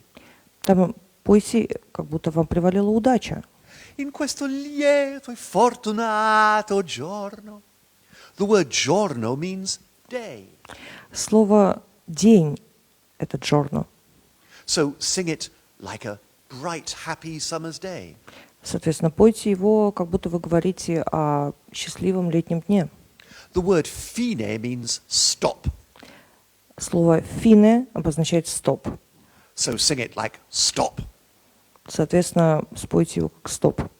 Caposto fine. Amorosi means loving. Аморози обозначает любовные. Amorosi. Affanni means troubles. Афанни обозначает проблемы. Affanni. Our semi-god is Orfeo. Наш полубог — это Орфей. He's on the right side, Он of course. справа. Del nostro semideo. The word cantiam means sing. Слово «кантьям» обозначает «пойте». So sing on that word. Пойте на этом слове. Cantiam pastori. And so what is now happening is that the color of the voice is changing from one word to another. И что происходит на этих словах, то что именно смысловая окраска и вокальная окраска слов меняется от одного слова к другому. It's not about forte, piano, mezzo piano, forte, vibrato, legato, staccato. It's not about that. Это совершенно не относится ко всем вот этим итальянским терминам. It's about the sound and the emotion fitting with the meaning of the words. Это скорее относится к сопоставлению звука и эмоций с значением слов. It's changing all the time. Это меняется все время. And a good singer and actor И хороший певец или актер becomes like a storyteller, становится, так сказать, сторителлером, рассказчиком. telling you this story with changing emotions all the time. И он рассказывает вам эту историю, постоянно меняя эмоции. I tell my singers, it's like telling a fairy story to young children. Как я всегда говорю своим певцам, это как будто рассказывать детям сказку. We have the handsome prince, Вот прекрасный принц, the beautiful princess, великолепная принцесса, the big bad wolf. огромный злой жестокий волк. And we change our voice, we change the music from word to word as the emotions То change. есть у нас меняются слова и музыка от слова к слову, как меняются эмоции. So that's what we have done. Это то, что мы уже сделали, And very quickly, how we try to do it. и очень быстро, как мы пытаемся это сделать. Here are some of our plans for the future. А вот наши планы на будущее. Perhaps the most ambitious and soonest coming up is Orlando, which is a co-production between Theatre Sats and the Helicon Theatre. Пожалуй, наиболее близкий план – это как раз Орландо, это совместная постановка театра САЦ и театра Геликон Опера. This uses the music of Handel's opera Orlando to tell a completely new story. Эта постановка использует музыку генделевского Орландо, чтобы рассказать совершенно новую историю. And the new story is the story of the tragic shooting in the Pulse nightclub in the city of Orlando, Florida. И история эта массового убийства в ночном клубе во Флориде. There are many parallels between the two stories. Между двумя историями на самом деле очень много параллелей. Handel's Orlando was caught in the decision between being a lover or a heroic warrior. Генделевский Орландо был пойман между решениями стать как бы возлюбленным человеком или героическим воином. There are questions of ethnic and gender identity in both stories. В обоих историях присутствуют вопросы пола и национального самосознания. But this is not a wacky staging of Handel's Orlando. Но это не странная постановка генделевского Орландо. Because it's going to bring Handel's music into confrontation with techno music. Потому что она на самом деле приведет, то есть здесь будет конфронтация генделевской музыки и техно. So this is using Baroque material to create a new work. Это использование барочного материала, чтобы создать новую работу. And a double shock for the Helicon audience. И двойной шок для публики театра Геликон Опера. First of all, to hear the unfamiliar sounds of historical Handel. То есть перво-наперво услышать незнакомые звуки исторического Генделя. And when they just about get used to that, then the shock of techno. И когда они только-только к ней привыкнут, получить шок от техно. This is absolutely not a historical production. Это абсолютно не историческая постановка. But it's going to use historical information to create something beautiful and modern. Но здесь будет использоваться историческая информация, чтобы создать что-то прекрасное и современное. It's something quite new for me personally, but I'm very proud to be part of it. Для меня лично это нечто тоже новое, и я счастлив быть частью этого. And our plans include many different ways to make new Baroque operas. И наши планы включают множество новых путей для создания новых барочных опер. So in Arianna, В Ариане I had to write most of the music because it was not there. мне пришлось написать большинство музыки, потому что ее там просто не было. And so we're describing this as the fourth opera in the Monteverdi trilogy. И мы описываем это как четвертую оперу в трилогии Монтеверди. For Purcell's King Arthur, there are a few songs that do not survive. Для персилского короля Артура также есть несколько песен, которые не сохранились. It's the opposite to Arianna. Это обратная, скажем, ситуация, чем в Ариане. In Arianna, 7 or 8 minutes survive, no more. В Ариане осталось всего-то 7-8 минут. In Purcell, King Arthur, 7 or 8 minutes are missing. В Перселе 7 или 8 минут отсутствуют.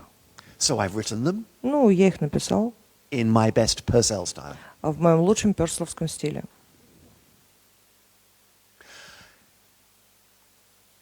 Sometime in the future, on our shopping list here in the theatre, will be a full professional production of a big French opera, French Baroque opera. Также у нас в числе планов постановки в этом театре большая французская барочная опера. So this is called L'Europe Galante. Это «Галантная Европа». And in this opera, Venus, who is the goddess of love, И в этой опере Венера, то есть богиня любви, and Discord, who is the goddess of discord and chaos, и Дискорд, которая богиня безобразия и хаоса, they have a dispute to see who really controls the world, love or discord. у них происходит некоторый диалог, чтобы понять, кто контролирует мир. То есть любовь или, как это сказать, хаос. And the action is played out in different countries. Действие происходит в разных странах. In France, with the very sophisticated lovers playing at being pastoral shepherds. То есть во Франции у нас все такие сложные темы возлюбленных, которая исполняема как пастораль.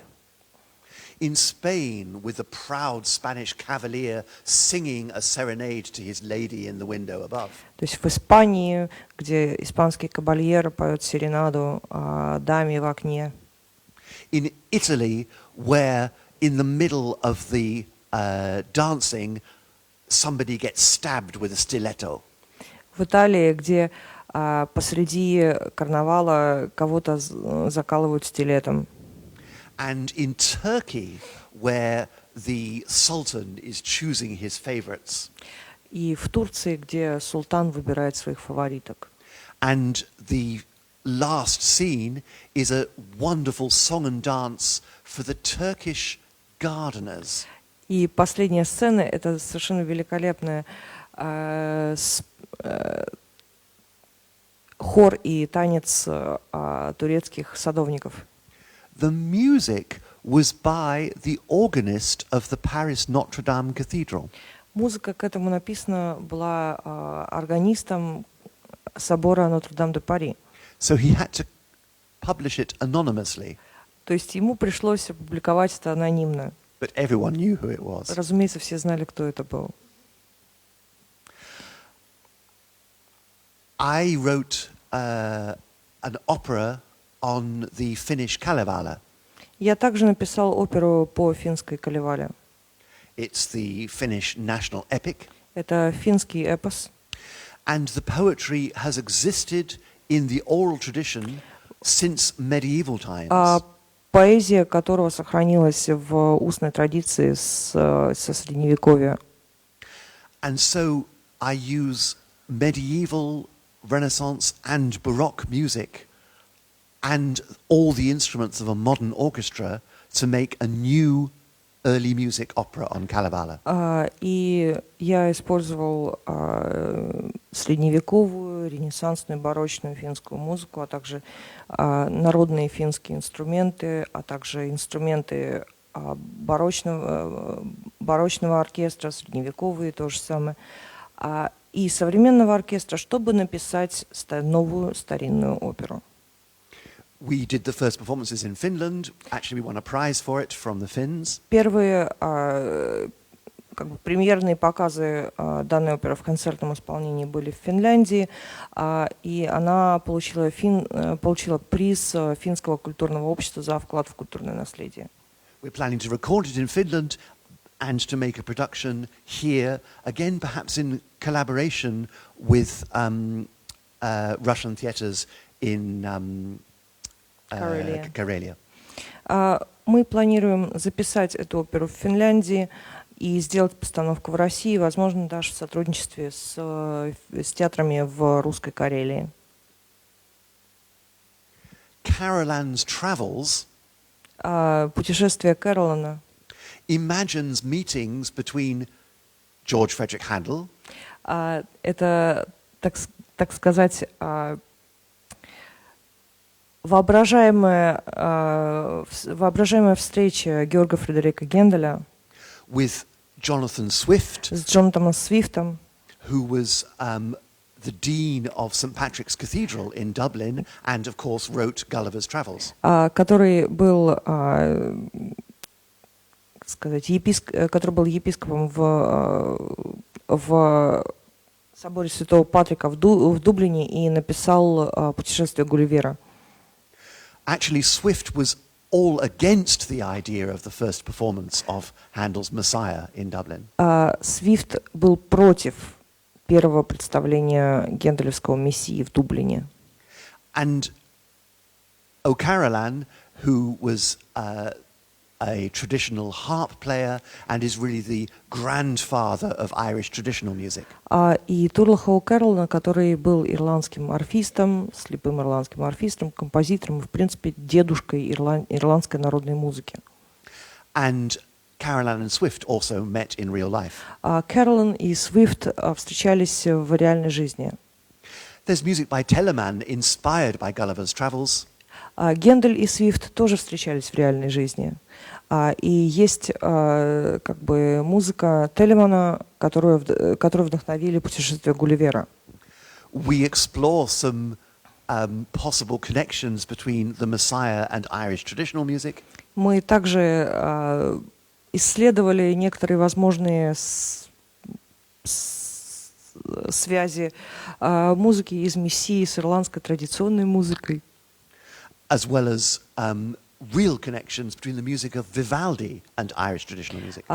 Вместе с реальными связями музыки Вивальди и ирландской традиционной. But amongst all the fun here, we're asking some serious questions. Но меж всех странных и смешных моментов здесь мы задаем несколько реальных вопросов. Questions which are important in today's society. Вопросов, которые важны для сегодняшнего общества. Who is the foreigner? Кто иностранец? Thinking about Gulliver's Travels and Carolan traveling as a harpist, almost a foreigner in his own country.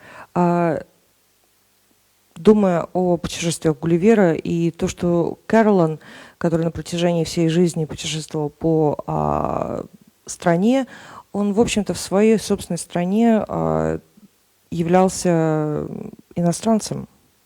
So this is a new Baroque opera satire. То есть это новая барочная оперная сатира. As Swift wrote at the beginning of Gulliver's Travels, Как Свифт написал в начале «Путешествия Гулливера», I didn't come here to entertain you. «Я не пришел сюда развлекать вас. I came to annoy you. Я пришел вам досадить». Then we're thinking of a new Baroque opera comedy, А также у нас будет новая барочная оперная комедия Aldiviva, if you mix it around, looks pretty much like Vivaldi. И, это все поняли. Everybody understood. Okay? And Il Teatro alla Moda is a comedy book written by the composer Marcello. «Эль театр alla мода» — это, то есть модный театр, это комедийная сатирическая книжка, написанная композитором Марчелло. And he is just making a parody of the operas of Vivaldi. Это потрясающая пародия на оперу Вивальди. with scenes including sort of the young opera singer and her very pushy mother. То есть со сценами, которые включают юную оперную диву и ее очень пробивную маму. And all kinds of advice on a safe way to put on Baroque opera. И множествами часто очень вредных советов по поводу того, как наиболее эффективно ставить барочные оперы. Advice for the music director Совет музыкальному директору at the end of the performance. в конце исполнения. The music director should go to the first soprano Музыкальный директор должен пойти к примадонне and should say to her, и должен сказать ей: well, the whole thing was a disaster. ой, это был просто ужас. But thanks to your magnificent solo performance, Но you made it a triumph. благодаря вашему великолепнейшему соло у нас случился триумф. And he shall say the same thing to the first man И то же самое он говорит примо-уомо, and to the second lady и второй сопрано, and to the second man и второму тенору, and to the third lady и третий сопрано, and to the actors и всем актерам, and the extras и массовке, and the stage workers и с работником сцены, and the bear. и медведю.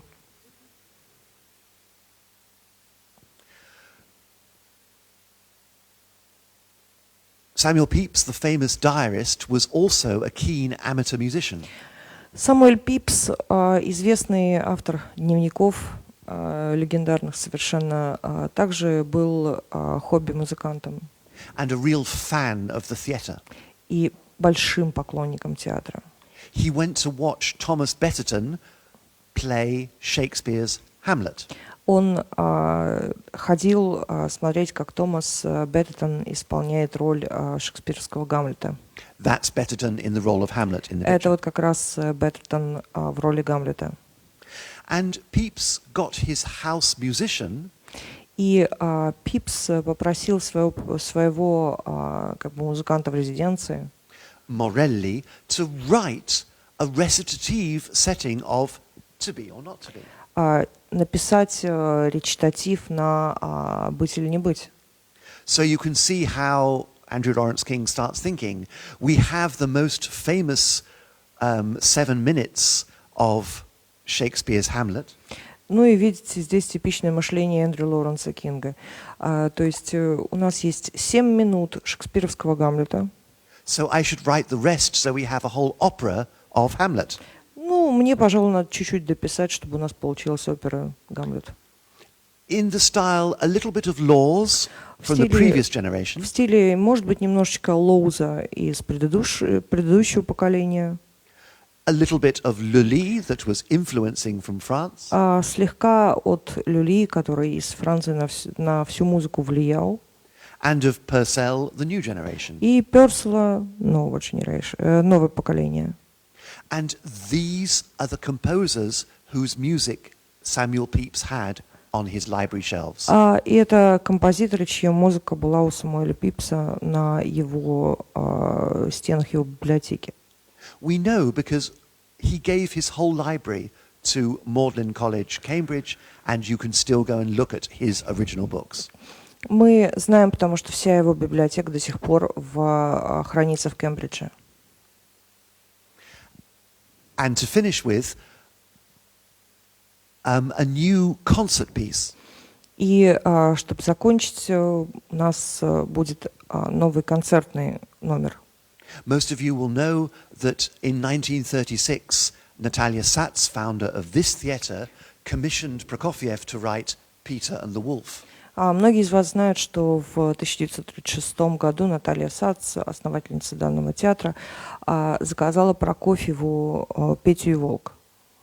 And if you stand in front of the theatre, you can see the models of Peter and the Wolf on the window here. И если вы стоите впереди, то есть напротив театра, то вы видите как бы фигурки из «Пети и волка» как раз на фасаде театра. About 10 years later, the English Ministry of Information got the composer Benjamin Britten to write a piece. Буквально через 10 лет English what? English composer Benjamin Britten to No, write which a piece. committee? Also the English Ministry of Information. Английское министерство информации заказало Бенджамину Бриттону произведение. So both these pieces, Peter and the Wolf and Benjamin Britten's Young Person's Guide to the Orchestra, И два этих произведения, то есть «Петя и волк» и Бенджамина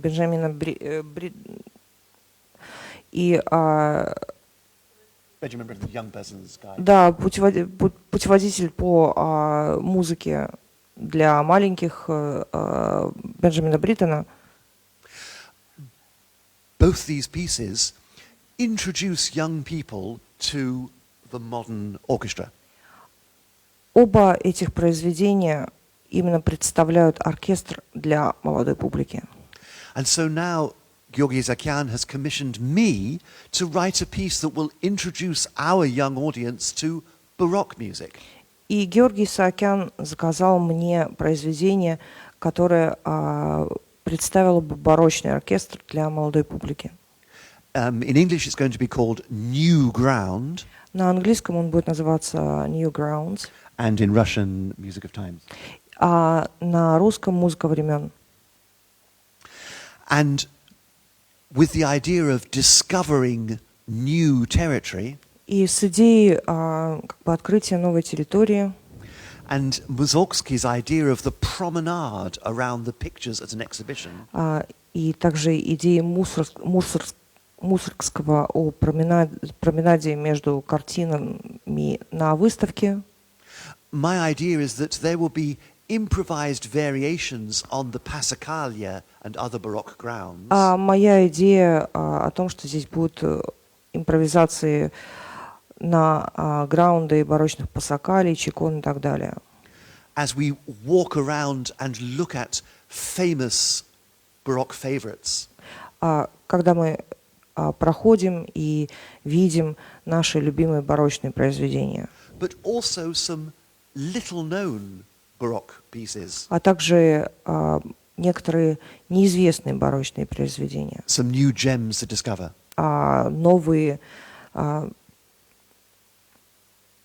Новые сокровища, которые предстоит открыть. So, in brief, that's what we're trying to do here at Opera Omnia. В принципе, это то, что мы пытаемся сделать здесь, в опере «Омния». Supporting Theatre Sats. Помогаем театру САЦ. Reaching out into the early music community in Moscow. Пытаемся делать проекты с старинной музыкальной публикой Москвы. Offering training to all kinds of people interested in early music. Предлагаем обучение всем людям, кто заинтересован в барочной музыке. And bringing the music of the past to the audiences of the future. И приносим музыку прошлого публике будущего. Thank you very much. Спасибо.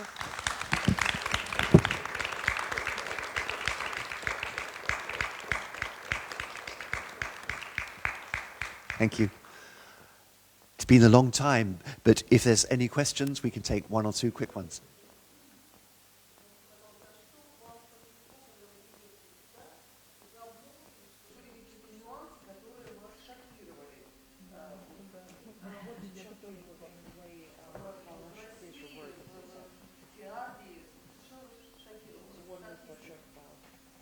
Well, there are many things that are different.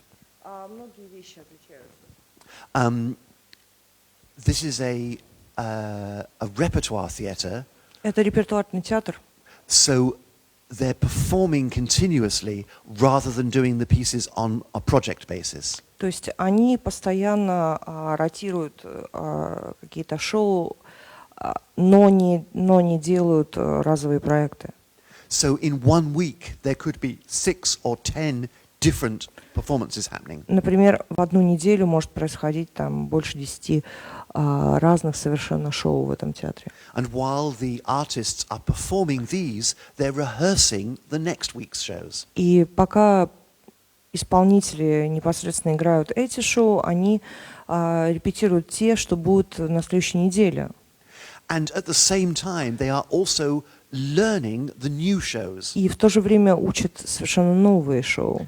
It's a huge workload for the people here. Это огромная нагрузка для людей.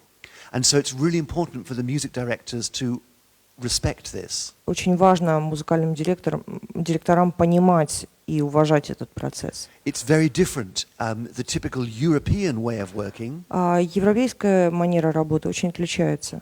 is project-based. Она базируется на проектах. For 3 weeks we rehearse this opera. То есть на 3 недели собирается проект и репетируют данную оперу. For 2 weeks we perform it. 2 недели потом ее показывают. Now we finish it up and we start the next project. Закончили, упаковались, поехали на следующий проект.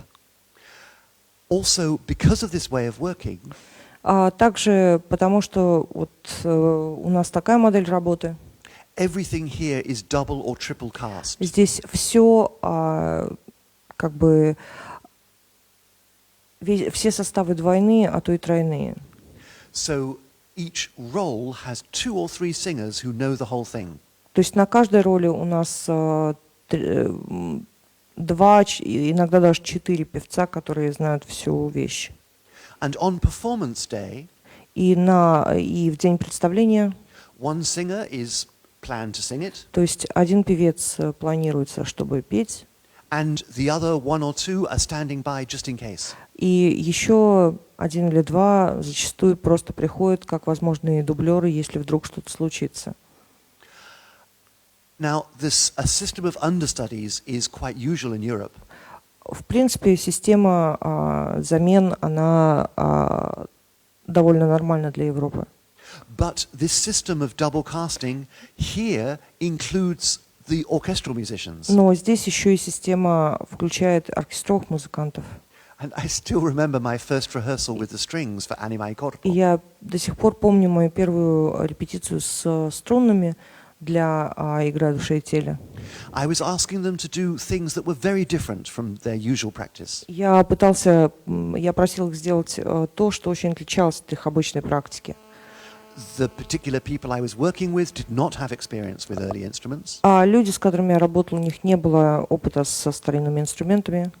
And they didn't know me. И они меня не знали. And so through a 3-hour rehearsal, I had to teach them new things. В течение 3-часовой репетиции мне нужно было научить их новым вещам. But I had to win their trust. Но мне нужно было выиграть их доверие. And at the end of the rehearsal, I was thinking, yep, this is beginning to sound good. В конце репетиции я говорила, что да, вот, пожалуй, начинает это хорошо звучать. They, more importantly, they could hear it was beginning to sound good. Они уже могли слышать, что это начинает хорошо звучать. And we'd covered most of the material. И мы покрыли большинство материала. I went for lunch very relaxed. Я пошел на обед. I thought, this afternoon it's going to be easy. Подумал, да, вот хорошо, вечером будет все просто. We know each other. Мы все друг друга знаем. Not too much music still to do. Немножко музыки осталось сделать. Many of you know where this story is going. Многие из вас уже знают, куда я веду. I came back in the afternoon. Я вернулся вечером. And 6 total strangers sat in front of me. И передо мной сидело 6 абсолютных незнакомцев. And I realized that I needed twice or 3 times as much rehearsal as I had asked for. И я понял, что мне нужно вдвое или втрое больше репетиционного времени, чем то, о чем я попросил. It's one particular story, but it illustrates the kind of culture shocks that we had on both sides. Это вот одна из историй, но, в принципе, это хорошая иллюстрация культурного шока, который у нас был на обоих сторонах. And I really honestly salute the singers and musicians of this theatre. И я, честно говоря, от всей души просто посылаю салют музыкантам и певцам данного театра. That not only are we still here together and working together, И что не только мы здесь вместе собрались и работаем, but they have found a way to deliver really excellent work in such a different style. но они именно приспособились показывать великолепные результаты в таком странном стиле.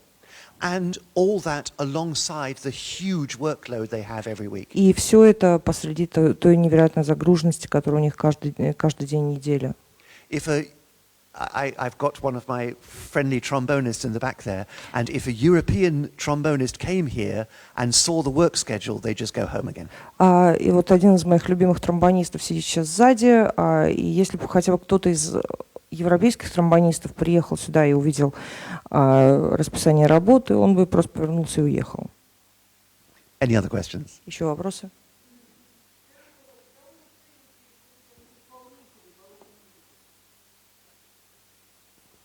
Whom do you appreciate as a performers of Baroque music? I think we have many fine performers of rock music in У our нас times. в наше время есть много действительно прекрасных исполнителей старинной музыки. Name two. Well, two that I have worked with who have been really inspiring for me. Те, с кем я работала, которые меня реально вдохновляли, Paul Hillier, это Пол Хиллер, as a singer and choral director. Как певец и директор хора.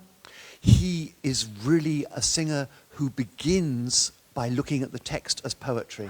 Он именно певец, который начинает подготовку с того, что смотрит на текст и поэзию.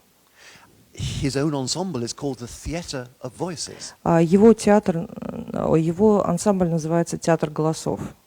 And he has this idea of using the singing voice in the way that an actor would use the speaking voice. И у него есть эта идея использовать свой певческий голос в той манере, в которой актер бы использовал свой актерский голос. And then the other person I would mention is another singer, Nigel Rodgers. И еще один человек, которого я бы упомянул, это Найджел Роджерс, еще тоже певец. In the 1980s, В 80-х Nigel Rodgers was the tenor who really brought the Monteverdi style back to life. Найджел Роджерс был тенором, который заново вдохнул жизнь в стиль Монтеверди. With a solid Italian style voice production. С итальянским стилем пения. But also with the technique for all these ornamentations that are typical of Monteverdi. Но именно с техникой орнаментов, которые типичны для Монтеверди. And there we have to finish. Thank you very much, and I hope I'll see И you на as the этом нам week надо continues. закончить. Спасибо вам большое, и надеюсь увидеть вас в течение недели.